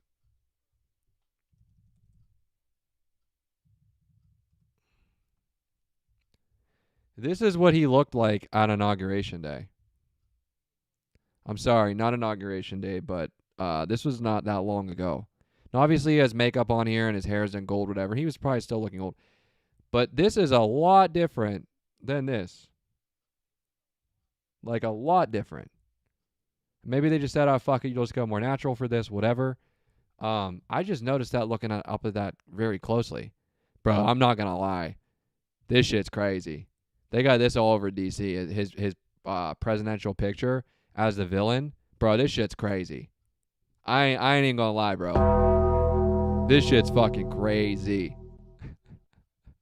Hey, W Trump, man. W Trump, man. As much as I'm pissed off at him, he's still the guy. But man, this shit's crazy, bro. This shit is crazy. This was like back in 2016 Trump. Look at the difference. Look at the difference, guys. I mean, obviously, like that was like 10 years ago, right?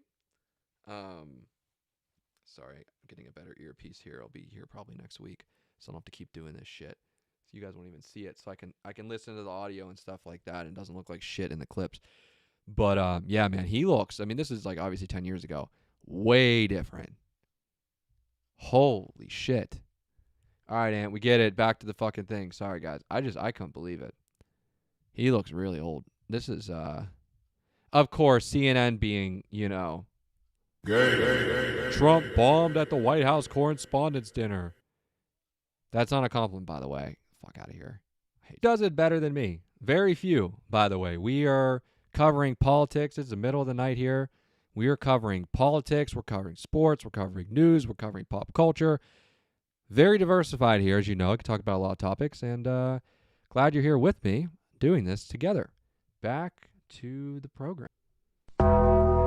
Guys, hypergamy in 4 fucking K right here, guys. Hypergamy in 4K. Now, obviously, she's a reporter at Fox.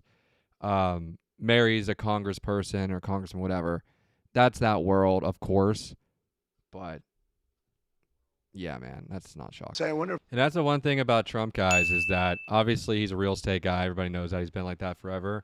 His style, some people are like, it looks cheap. Bro, this dude got like crazy valuable gold in there.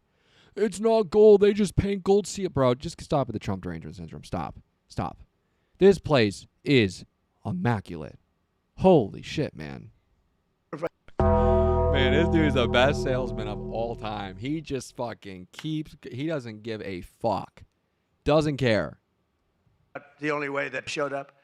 And given the choice between seeing some of the really beat up faces of the UFC, almost everyone chose the people in the UFC. It was between the two of them and the UFC. And what about Bruce Springsteen? What the hell happened to that guy? He looks like hell. I don't care what anyone says. I'm not supposed to say. I'm sure he doesn't like the way I look, but I don't look so bad. But at a recent concert, Bruce, all he did was talk politics. He ought to run for office. That'd be interesting. But all he talked about, he made 4 political speeches in his 3-hour show. The tour has been renamed Bored in the USA. And his new song was so bad that Chris Christie, who's like a fan, you know, he goes out and tells everybody how he hates Chris Christie. Keep that guy out of my... And I see Chris Christie there again, high-fiving Bruce Springsteen in the aisle. And Bruce Springsteen saw him and didn't even lift his hand up. And I just wanted, because I used to be friendly with Chris. Chris, when somebody doesn't like you, write them off, forget it. You got billions of people in the world. You don't have to make a jerk out of yourself. But usually a comedian hosts this dinner.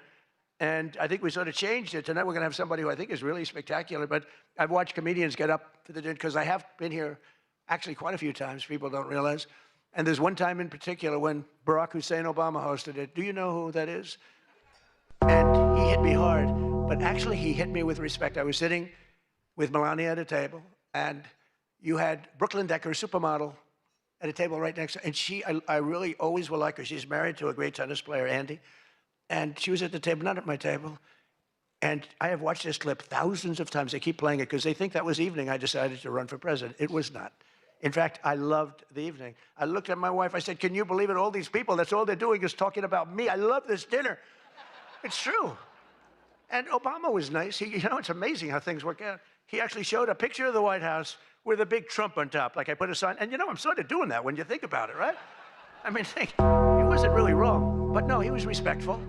He was good. But it had nothing to do. It had nothing to do. I just decided that I wanted to make America great again. This had nothing to do with that dinner. What he's referring to is the, and I'll just pop it in real quick for you guys that haven't seen this. Oh boy, the Trump fucking Biden debate. That was... This shit right here was nuts. This was fucking nuts. I don't want to put on fucking CNN, but here we go. Follow.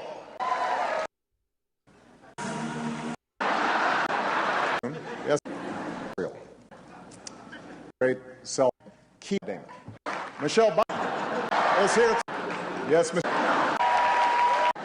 Here we go. Is here tonight. Here we go.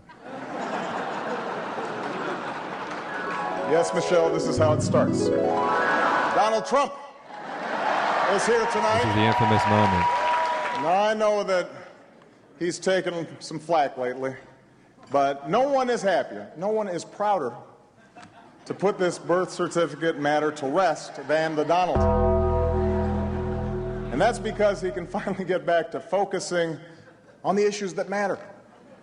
Like, did we fake the moon landing?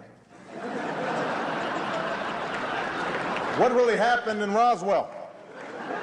And where are Biggie and Tupac?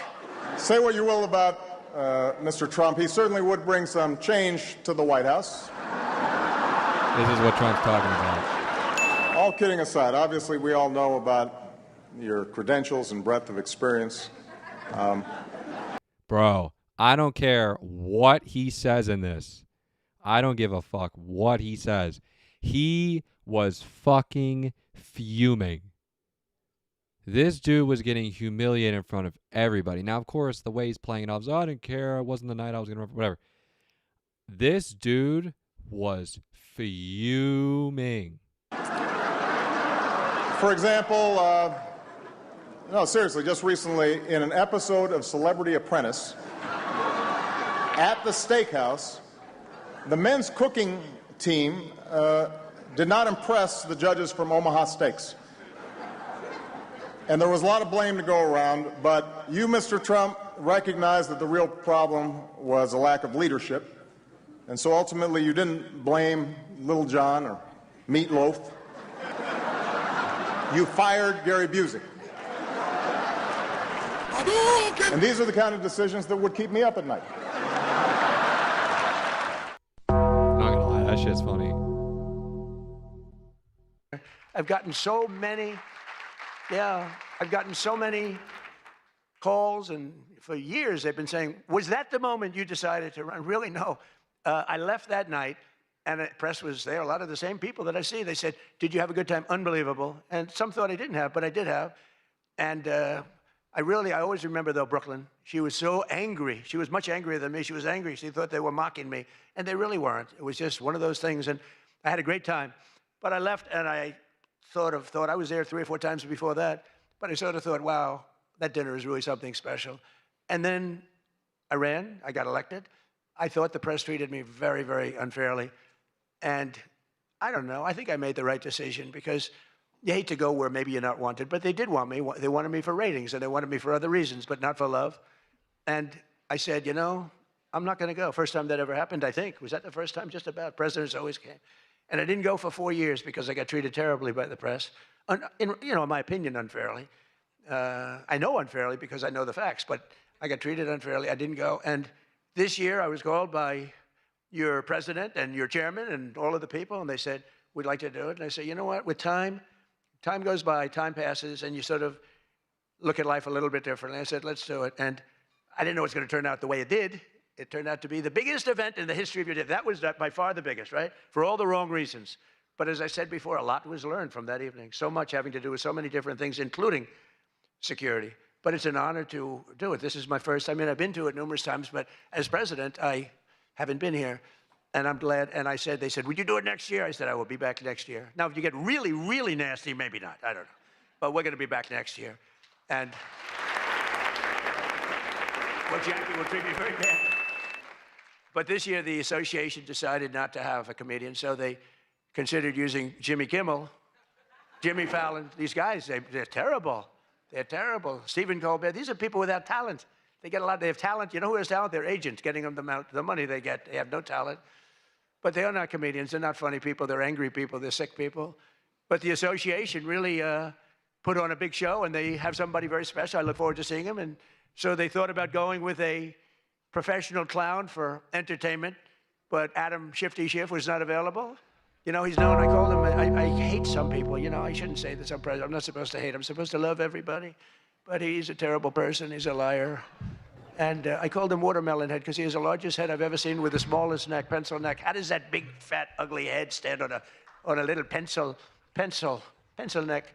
And then I'm told that even Rosie O'Donnell reached out from Ireland. She really wanted to be here in order to honor me. She loves me very much, and she was desperate to come back to the United States and pay her respect to Donald J. Trump. But that didn't work out, unfortunately, because nobody wanted her to come back. But she's one of the greatest sufferers of Trump derangement syndrome. She's a sick young woman, sick older woman, I guess now I have to say. So instead, we're honored to have, for entertainment, the very talented mentalist, Oz Perlman. And everybody, they said, are you going to stay? I said, yeah, I'll stay. I mean, I think I'll stay. What the hell else am I going to do? I've got Iran, I've got this, I've got that, which is all going extremely well. Don't believe the fake news. It's the only thing we were talking before, I said, so we've hit Iran very hard. Their Navy is gone. Their Air Force is gone. 250 jets, no longer. 159 boats, good boats. In fact, I said, why the hell didn't we keep them? We could have used them. But 159, but all at the bottom of the sea. They have no radar. They have very few drones left, despite what you see. And every once in a while, they're going to set some things up, but they don't have much left. And by the way, they are talking.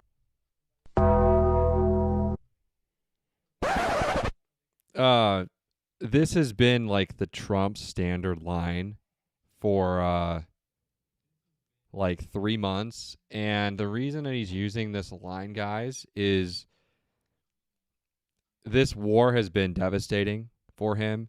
It's been devastating for the country. He promised no new wars, no more forever wars. I'm going to tell you right now, unless he just says, you know what, we're going to pick up and leave, they're going to continue this thing forever. Like Iran's being funded by certain individuals. The other side's being funded by certain individuals. Us. And, yeah, like this, that's a one thing that pisses me off. He's like, we're doing really well. Like, they want to make a deal. If I could show the montage of him being like, Iran wants to make a deal. They want to make a deal. They're gonna do it. Like, it's literally been 3 months of this. Yeah, like this shit. Okay. Okay, so it's not going to be a montage. But you guys can see he's been talking about this for a while. obviously. And, you know, the war has been a massive L. I'm losing my voice. 3 o'clock in the morning, folks. We just reached 3:01 a.m. Welcome for all of you here. If you're not here, whatever.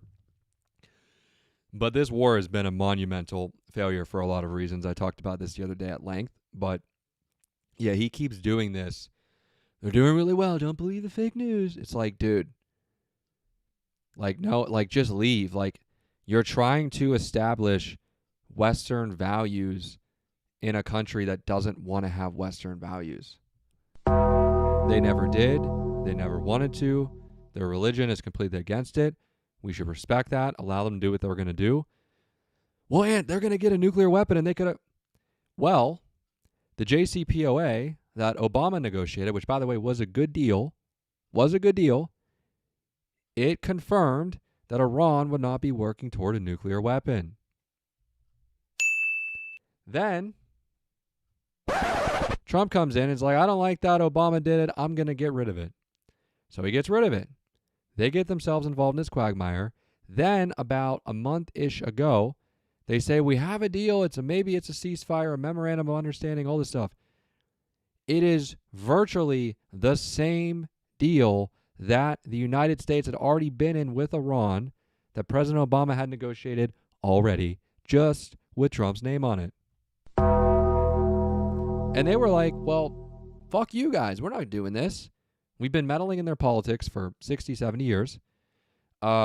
We have been trying to overthrow their regime. We quite literally killed their supreme leader during Ramadan. And you guys think that these people are going to be sane individuals? Whoever the new leadership is, it's like the son of the Ayatollah something. You think they're going to sit and be like, yeah, of course, we're going to shake your hand. How's it going to make? Come on, man. Like that's how. So, I don't know what's going to happen with this. Like, to me, I don't know, because midterms are coming. And either he's accepting they're just going to get fucked. But if they get fucked, they're going to remove him from office. If they lose the Senate, which is a high possibility, they're going to remove him. Or, like I said the other night, he will be on like a we need to know basis, which 80-year-old Trump's not going to do. Of, oh, yeah, you need to tell us what you do and run it by us, and then we'll let you finish your presidency, and then we'll move to the next election. That's what's going to happen. So I don't know. I don't know, like, how they're going to win. Like, they would be lucky. At, like, best case scenario, the Republicans are going to be lucky to have, like, a 1-seat lead in the Senate. That's it. I'm telling you, I don't think that's going to happen. It probably will be... Yeah, I think the Dems are going to take the lead there. And they're going to lose. Oh, I'm not even talking about the House. The Republicans are absolutely losing the House. They're 1,000. Put any amount of money you want on it, they're losing the House. Cooked. That's like minus infinity odds. The Senate, right now, they're going to lose it. And then they're going to remove him. So, like, what are we doing here, dude? If he just left maybe a week or so, you know what? We're going to get out, whatever. Presidency would have been back on track. They would have been totally fine. They would have been pissed off. But it's like Trump did have to just say it, fucked it up. Because you leave the JCPOA that Obama did, which, by the way, was a good deal. I have to be fair here. It was a good deal. All right? And it confirmed that Iran would be in a much better position for us with nuclear than they are right now. And going in and killing their supreme leader and killing all these military people and going after them, and there's a bunch of other hidden reasons why, outside of what we know, because they don't want to play hardball with the United States and they don't want to adopt Western values, let them do their thing. They were never going to nuke us. They were never. They are in a fight with a completely different country.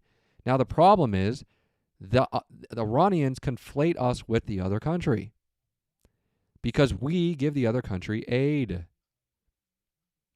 So, yeah, this is brutal. This is not good. I think the majority of you understand this issue at the moment. It's a problem.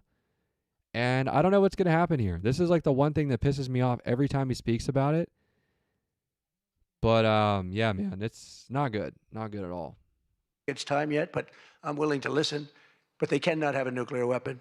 We don't want to There it see is. Washington, D.C. or any of our cities or Israel or, frankly, the Middle East destroyed with a nuclear weapon because I know the power of nuclear weapons. I see it. I get to see it. We're not going to let that happen. So this is all about we will not let them have a nuclear weapon. And they would use it. They would use it if they had it. But Oz, I do have one question about what happened that time because he was there. How the hell did you not see that coming? He sees everything. He sees everything. He's telling me about your grandmother and your this. Why the hell didn't we got to ask him that question when he gets up here? Why didn't he see that coming? But of course, this evening, it's really all about the fake news media and your handling of prizes, writing and producing and performing made-up stories like the Academy Awards. You know, Academy Awards used to be the epitome of ratings. Outside of the Super Bowl, it got the second most ratings. Now it's down in the dumps. Nobody wants to watch it anymore because they took on Trump. They hit me all night long. They hit me. The winner is so-and-so. I want to talk about Donald Trump. I hate this man. Nobody wants to hear this stuff. Right, Peter? Nobody wants to hear. You ever see the ratings? They used to have 48 million people. Now they have 2 people watching. But they'll learn their lesson. But I want to personally congratulate CNN's Caitlin Collins on receiving her award. It was all about me. It's a fake. She shouldn't get the award. It was a fake. But I didn't mind. I said, Caitlin, congratulations. But it was fake. There's no question about it. But she's a young, attractive woman. She never smiles. I said, Caitlin, do you ever smile? Smile. You have a nice position. You're at CNN Fake News. You should be a happy person. So smile, Caitlin. Just smile. But we attack, and I thought Caitlin had really made it big with a major new sponsorship. But then I informed her that it wasn't her on the Bud Light can. It was Dylan Mulvaney. And Dylan Mulvaney cost Bud Light $35 billion in market cap. That was the worst commercial ever made, by the way, for those few people that want to hear that.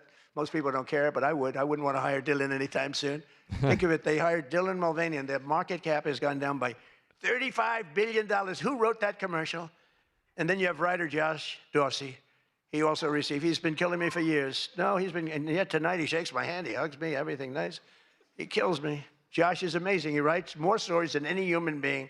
There's nobody that writes more than Josh. He'll write 4 stories about me a day, all different subjects. I mean, I had the other day 3 stories and one on the, he was upset about this. 1 was on page 7, 3 were on page 1. They were all written by Josh. But he's hit the big time, and he's a workhorse, and yet he's almost unhireable. You know, you hired, he's just one of these guys. Wall Street Journal's lucky to have him. But you really, it's unbelievable. He's almost unhireable. CNN is also here, and I'm very disappointed they didn't bring Fake Tapper because he's had a rough couple of years, Fake has. You know, he calls me up every once in a while. If I pick it up, you know, I pick up my phone. I used to go to this young lady. I'd say, any calls from the press? No, sir. I said, oh, now I'm the president of the United States, right? I'd say to Stephen Chung, is Stephen here someplace? Where's Stephen? He's one of the toughest human beings I've ever met. Don't ever wrestle Stephen. You'll be in big trouble. But I say, Stephen, let me ask you, did the press call? No, sir. You know, when I was a developer, I'd get a call every half an hour. For whatever reason, I always got disproportionate press. So I said, Stephen, nobody called? No, sir. 2 hours later, I say, hi, Steve, how are we doing? Everything good? Anybody call? No, sir, no press calls. I said, I'm president. Nope, they never call. So this went on for about a week. I'd say, Caroline, did the press call? No, sir, no calls. I said, nothing. That's over a week. I haven't received a call. So I said, you know what I'll do? I'm going to give the press my phone number. That was the stupidest thing I ever did. I'm getting a call every 3.7 minutes. Stephen, I don't know where the hell you've been, but the press calls, I'm getting calls, ring, ring. I was with somebody today.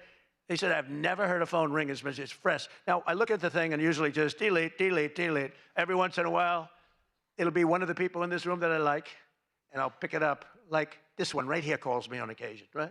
She'll call me and she says, hello, sir. How are you? We want to talk about some horrible subject, like a horrible, depressing subject. I say, Jackie, I don't want to talk about it. Congratulations, however, on your new marriage. But I don't want to talk about it. But it's true. And people call me now. And so for weeks I go, no calls. And I learned then that both of them, they feel that I'm doing a great job. And they feel I'm above it all. And that no person, hundreds of people call no person, is good enough to talk to Trump. And so we don't even bother telling you. That's not the way it works, Caroline.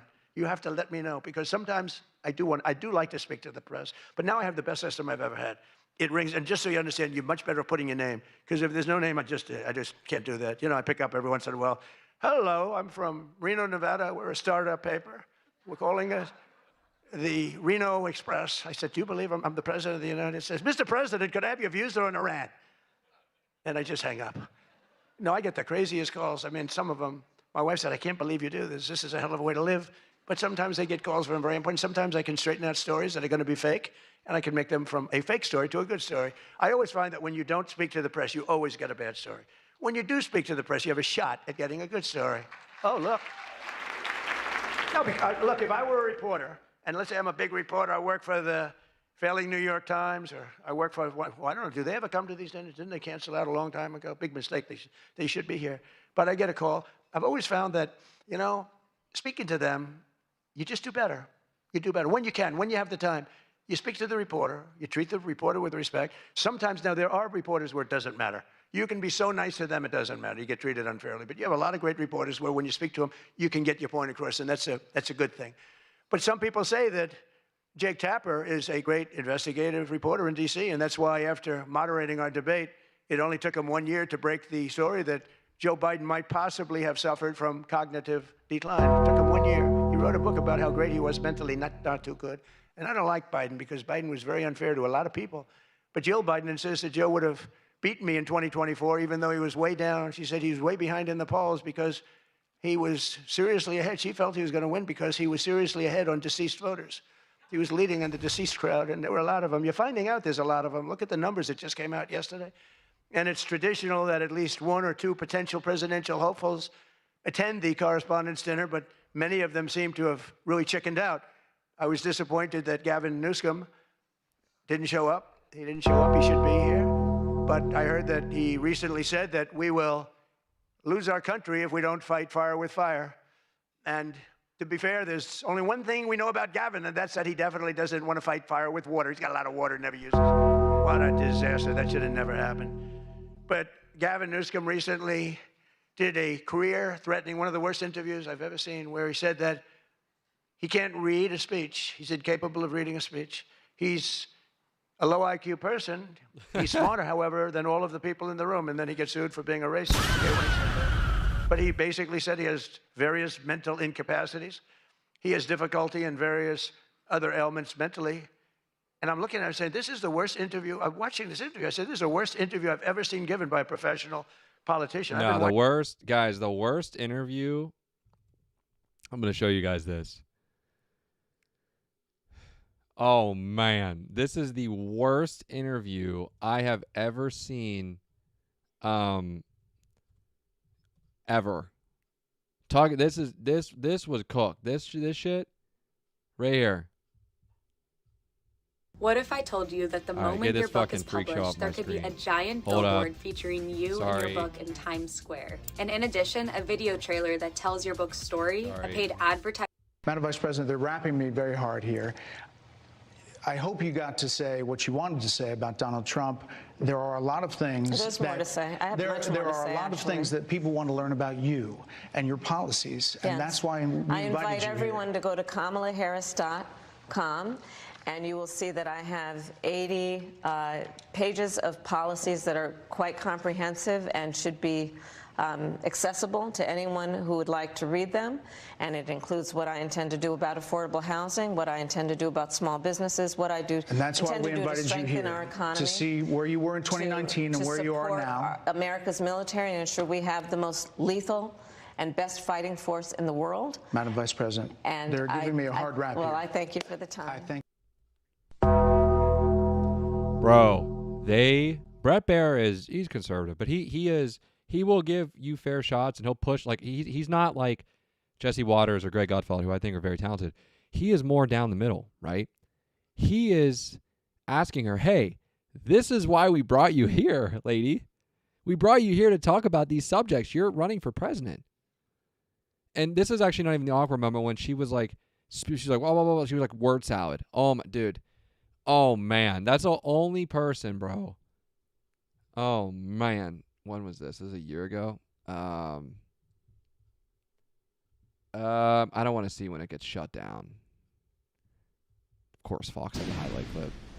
Well, it was must-see TV last night. Brett Baer pressed Vice President Kamala Harris on everything from the border to the economy to Joe's mental fitness during her first formal sit-down. And Donald Trump has been And point the blame toward Madam Vice President, they're giving me a hard rap. The current presidency, turning the page. But you've been the person holding the office. Come on. Frankly, exhausted of Brett. You've been in office for 3.5 years. And Donald Trump has been running for office. But you've been the person holding the office. Come on. Madam You Vice and I President. both know what I'm talking about. You and I both know what I'm talking about. I actually don't. What are you talking about? What I'm talking about is that This was the moment she was cooked. Because she was sitting there trying to gaslight the situation. Being like, oh, yeah. Like, we both know what we're talking about. Come on. And he's like, I actually don't know what the fuck you're saying. over the last decade, But people you're the have lever of become. power. But listen, over the last decade, it is clear to me, So, and certainly. yeah, that was nuts. Watching politicians for a long time, mostly on the previous side, because I haven't been doing this too long. How am I doing? Not bad for the number of minutes spent. Not bad, but with Gavin. So he said that all these things, and I said, anybody running against him, all they have to do is take that one interview and you can't lose. I actually put out a statement that Gavin Newsom has come out and said he will not be running for president because nobody can say what he said about himself and survive. Newsom was in big trouble when he openly admitted that Kamala was smarter than him. She said, Kamala is smarter. If Kamala is smarter than someone, you don't want that person to be president of the United States of America. Between California's policies of enabling wildfires, paying drug addicts to be homeless, giving free sex changes to illegals, and telling rich people they're going to take away, all of your money is going to be taken away. People are fleeing, and they're fleeing in droves. We can't have that in this country. It's becoming such a horrible and dangerous location that Ilhan Omar, one of my favorites, and her brother are thinking about moving together, very much in love. The video has surfaced recently of Ilhan giving a speech referring to World War II as World War XI. And they asked her about that. She still thought she Crazy, got it bro. right. These people are But I'm in not surprised because power. she's a low IQ person. And she's also a very dishonest person. And she ought to get the hell out of our country. She shouldn't be here. She shouldn't be in our country. She also calls her brother husband number one. Omar's reportedly being investigated for fraud. She revised her net worth. I was shocked to see that she was worth much more than $30 million. And then when the press got on her, she revised it slightly downward to less than 18,000. So she went from much more than 30 million to 18,000. And I know Democrats, and the word Democrat is something that's come into fashion. I changed the E with a U, and most people don't know that dumb has a B, so we don't have to worry about that. It's very quiet. I thought it was quite good, but I haven't gotten much credit for that. Fake news, good. Pocahontas, good. I won't say Lion Ted because he's on my side. I don't talk about past conquests, but we have a lot of them. I won't talk about them. They got a whole table full of Republicans there. They're saying, no, don't mention my frickin' name, will you please? But we've had a lot of good names. But the Democrats are there to destroy wealth, and honestly, they've gone absolutely crazy. Gavin Newsom's not only a man who really wants to run for president, he's doing a bad job running a state. You can't have somebody like a J.B. Pritzker, who I understand is not present, sadly, but some people say, never use the fat word.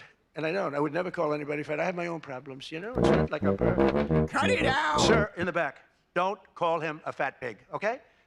I'm sticking up for him. Don't call him you. You can't do that, sir. You can't call J.B. Pritzker a fat pig, please. All right? Thank you very much. I appreciate it. Everyone's trying to figure out who is that guy, does he exist? But the nice part is when you do that, the press can't get you because I'm defending a man who obviously has a problem. Actually, he's lost a lot of weight. I saw him recently. He lost quite a bit of weight. I don't know what the hell. He's got no chance, believe me. Anything he does, the family threw him out of the business. A number of other potential Democrat contenders sadly refused to show up tonight. We invited Elizabeth Pocahontas Warren.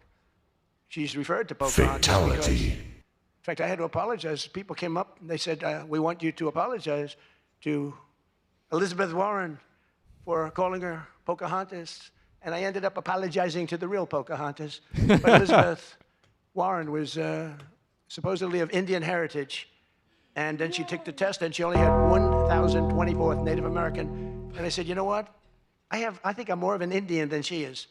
So this is what we have to deal with. But Senator Warren did not accept our invitation to debate. dude? I wanted to debate her on various and sundry things, and she decided not to do it. And I decided to bury the hatchet. It doesn't matter. And she, well, I'm not going to say this next one. You want to hear this one? How bad? She wasn't high up on her totem pole. Who the hell wrote that?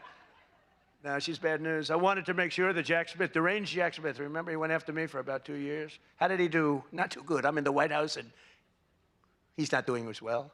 I was going to say he's in a different kind of a house, but he's a deranged human being. He's a bad prosecutor. You know, prosecutors are very important. A great prosecutor, a fair prosecutor, but that's the great prosecutors, the ones that are fair. They're very important to a country, but this guy was a deranged lunatic. Saw his invitation tonight. He was invited because, you know, but I put it in a private text to Chuck Grassley, and Chuck saw him and did a certain thing. And then one man that we had who should be here, he turned Palestinian. This was a man who was 100% for Israel. 100%. Chuck Schumer, crying Chuck. Remember he cried at the airport over illegal immigrants? They were the fakest tears. There were people throwing water in his face. Now he's a proud, very proud Palestinian. In fact, I'm going to send him a beautiful Palestinian outfit tomorrow. Yo! So he can greet Bibi Netanyahu when he comes to town next week, along with the mayor, who I'm sure would love to meet Bibi. They're not treating Bibi too well, but Chuck wanted to join us tonight, but he didn't want to be violating many parts of the Palestinian rules, regulations, and certainly he didn't want to violate Sharia law, his new founding. And all joking aside, I do think we need term limits in Congress. I think term limits are very important because I see what's happening. I see what's happening. The other day, a senator I knew got a text, a great guy, from his wife.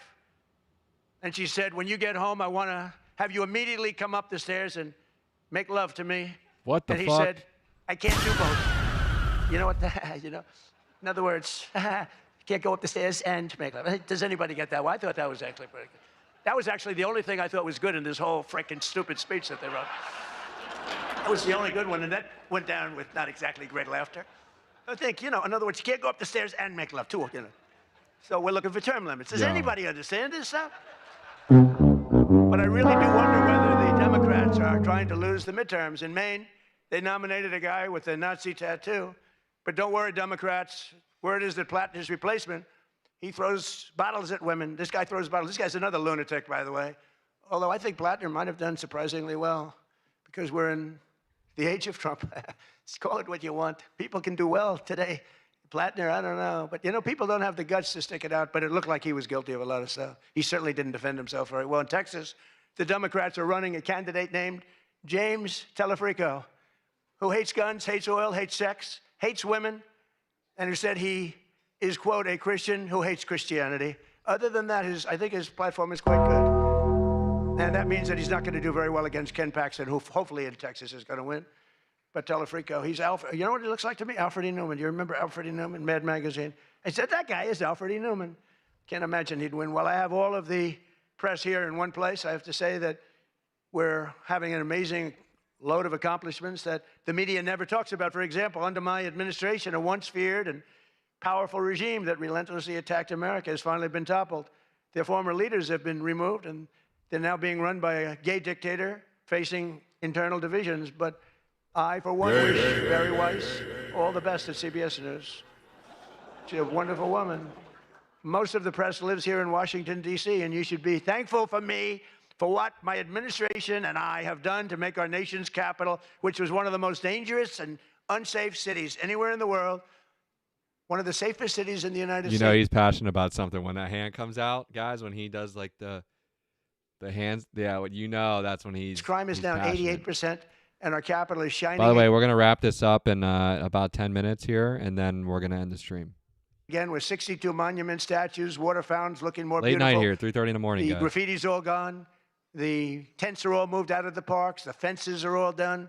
Our capital looks like it's really in good shape. And people coming here, people in the White House, they work in the White House, they all say, young women, young guys walk up. They say, thank you, sir. 2 years ago, we lived in a dangerous city. We lived in a city where 150 people were killed a year. And now we have almost a crime-free city. Our National Guard has done an incredible job, and we've removed over 5,000 career criminals. You know, we removed, there's one stat, I think it's a great stat. It's to me, it's fantastic.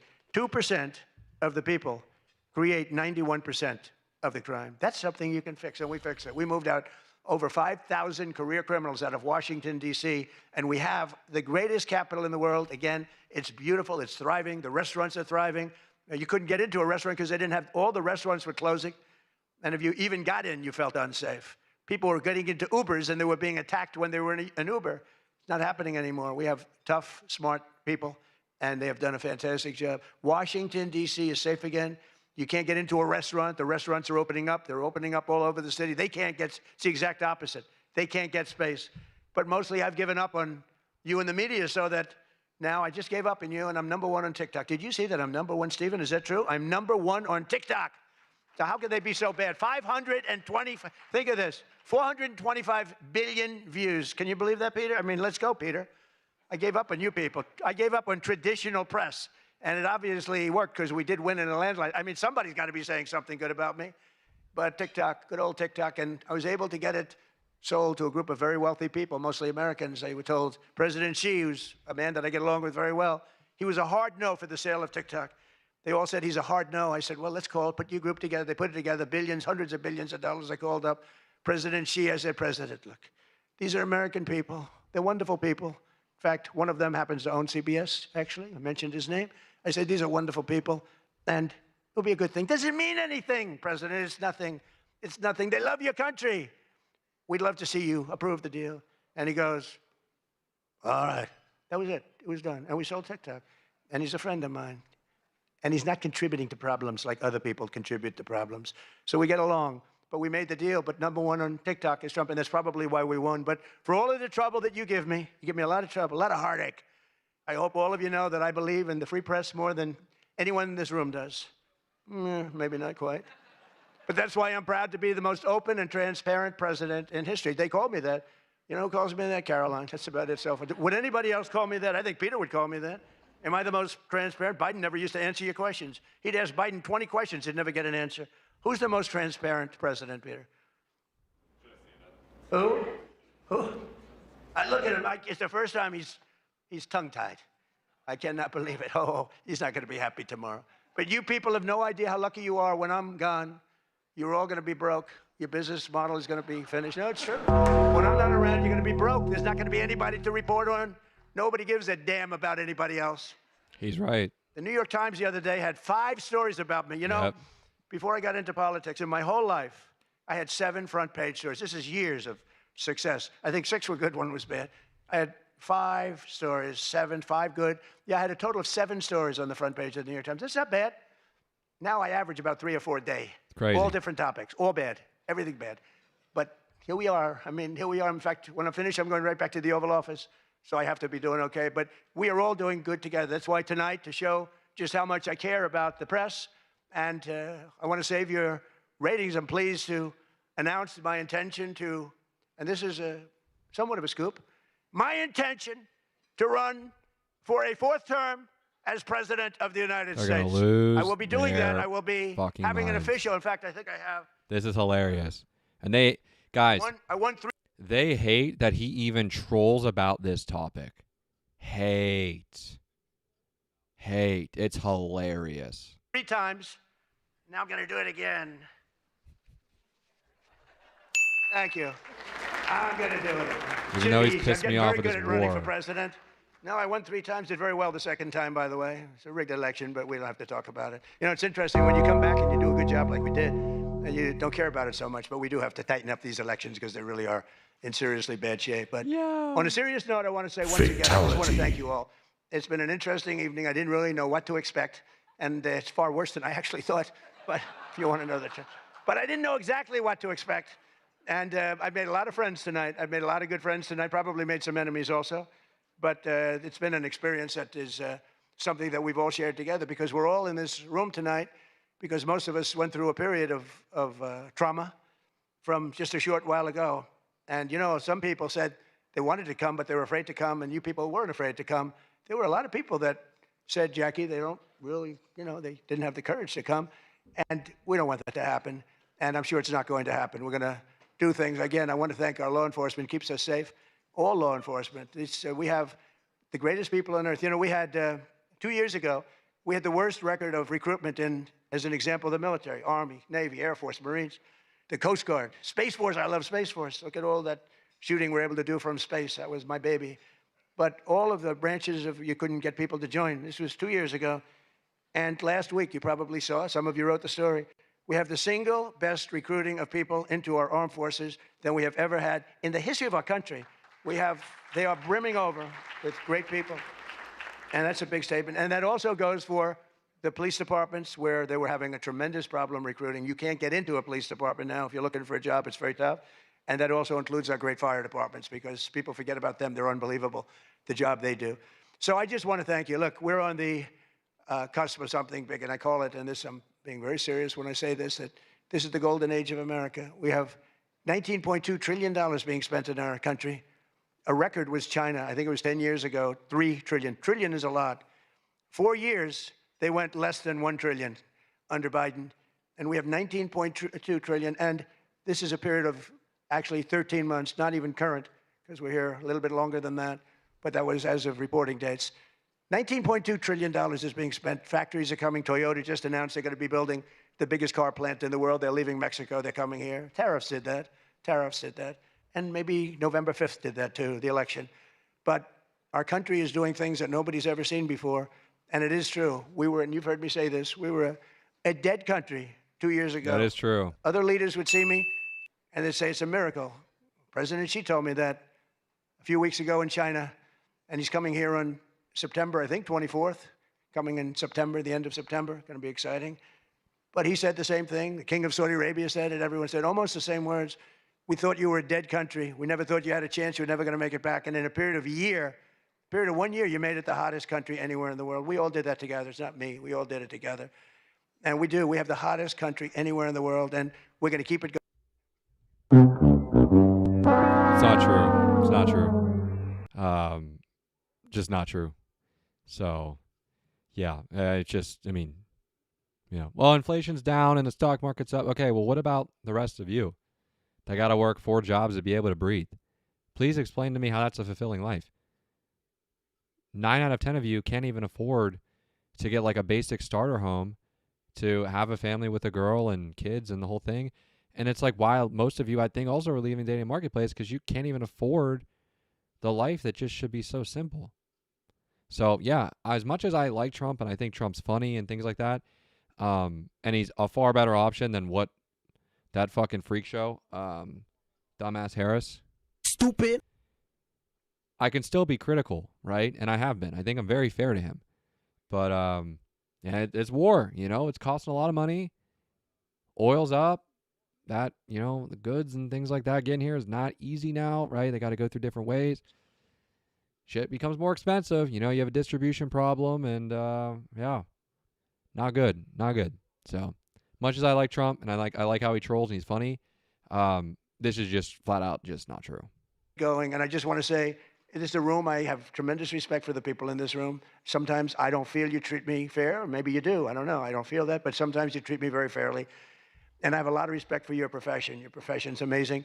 And I just want to thank you for having me. And it's been fun. And I've met a lot of great people. And, I used an expression. I've used it right from the beginning. I did this for one reason, to make America great again. And that's what's happening right before your very eyes.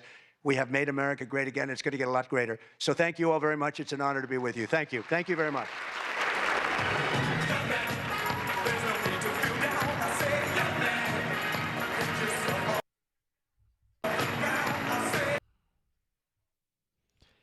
And that wraps up the Trump speech at the White House Correspondents' Dinner tonight in Washington, D.C. at the Waldorf Astoria. Obviously, the president was in his normal fashion. A lot of people in that room do not like him. Obviously, he gets a lot of bad coverage. A lot of it is, you can make the case fair. A lot of it isn't. I actually have never seen this, the Ro Khanna thing with the Epstein files. But let me come back to the main screen.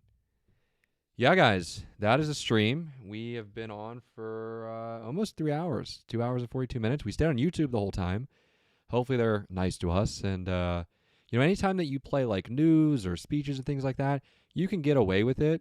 YouTube is just interesting when it comes to like copyright. So, that's the only thing. That's the only thing with them that like, I don't know. Let me just go back here really quickly. Oh, so I have to mute it on both now. That's not good. That's fucking annoying. Hold up 1 second. Okay. I just have to remember to mute it on the main screen. Can you guys hear this? That was easy. All right, what about now? Sorry, I'm just testing something out. Okay, you guys couldn't hear that, so I know what I have to do. Anyway, thank you all for being here tonight. Thank you for coming to the stream. Hopefully they're nice to us with copyright. We'd like to be on YouTube more. As the show gets better, the quality's going to get better. I know you guys are watching in like 720. I know it sucks. We edited 1080p, but this computer I have here is not compatible. We have another computer coming, so it should be everything just on there and higher quality, better production. This is just like a temporary backdrop at the moment. We're going to be building that whole thing out and things like that. But yeah, man, it's great to be here. Great to see all of you. Great to hear from all of you. And hope you have a great rest of your night. Please, actually, before we do this, I'm going to show you guys something. Shout out. Oops. Okay, let's see here. Okay. Follow the Instagram, guys. We archived a lot of our older posts. But this is the Instagram. We're posting new clips, as you guys know, from these streams. It's not letting me fucking view. I got to go to a different tab. But yeah, man, we got posts and clips already up from our streams, so please check that out. Let me see. I don't think I have anything else. Don't have anything else. Yeah. Shout out to you guys for a great stream, as always. And I don't know when I'll be back. Maybe tomorrow, maybe Sunday. I haven't decided yet, depending on what news and things like that are going to be coming. But yeah, man, thanks for coming to the stream. And I will see all of you either tomorrow or Sunday. Later.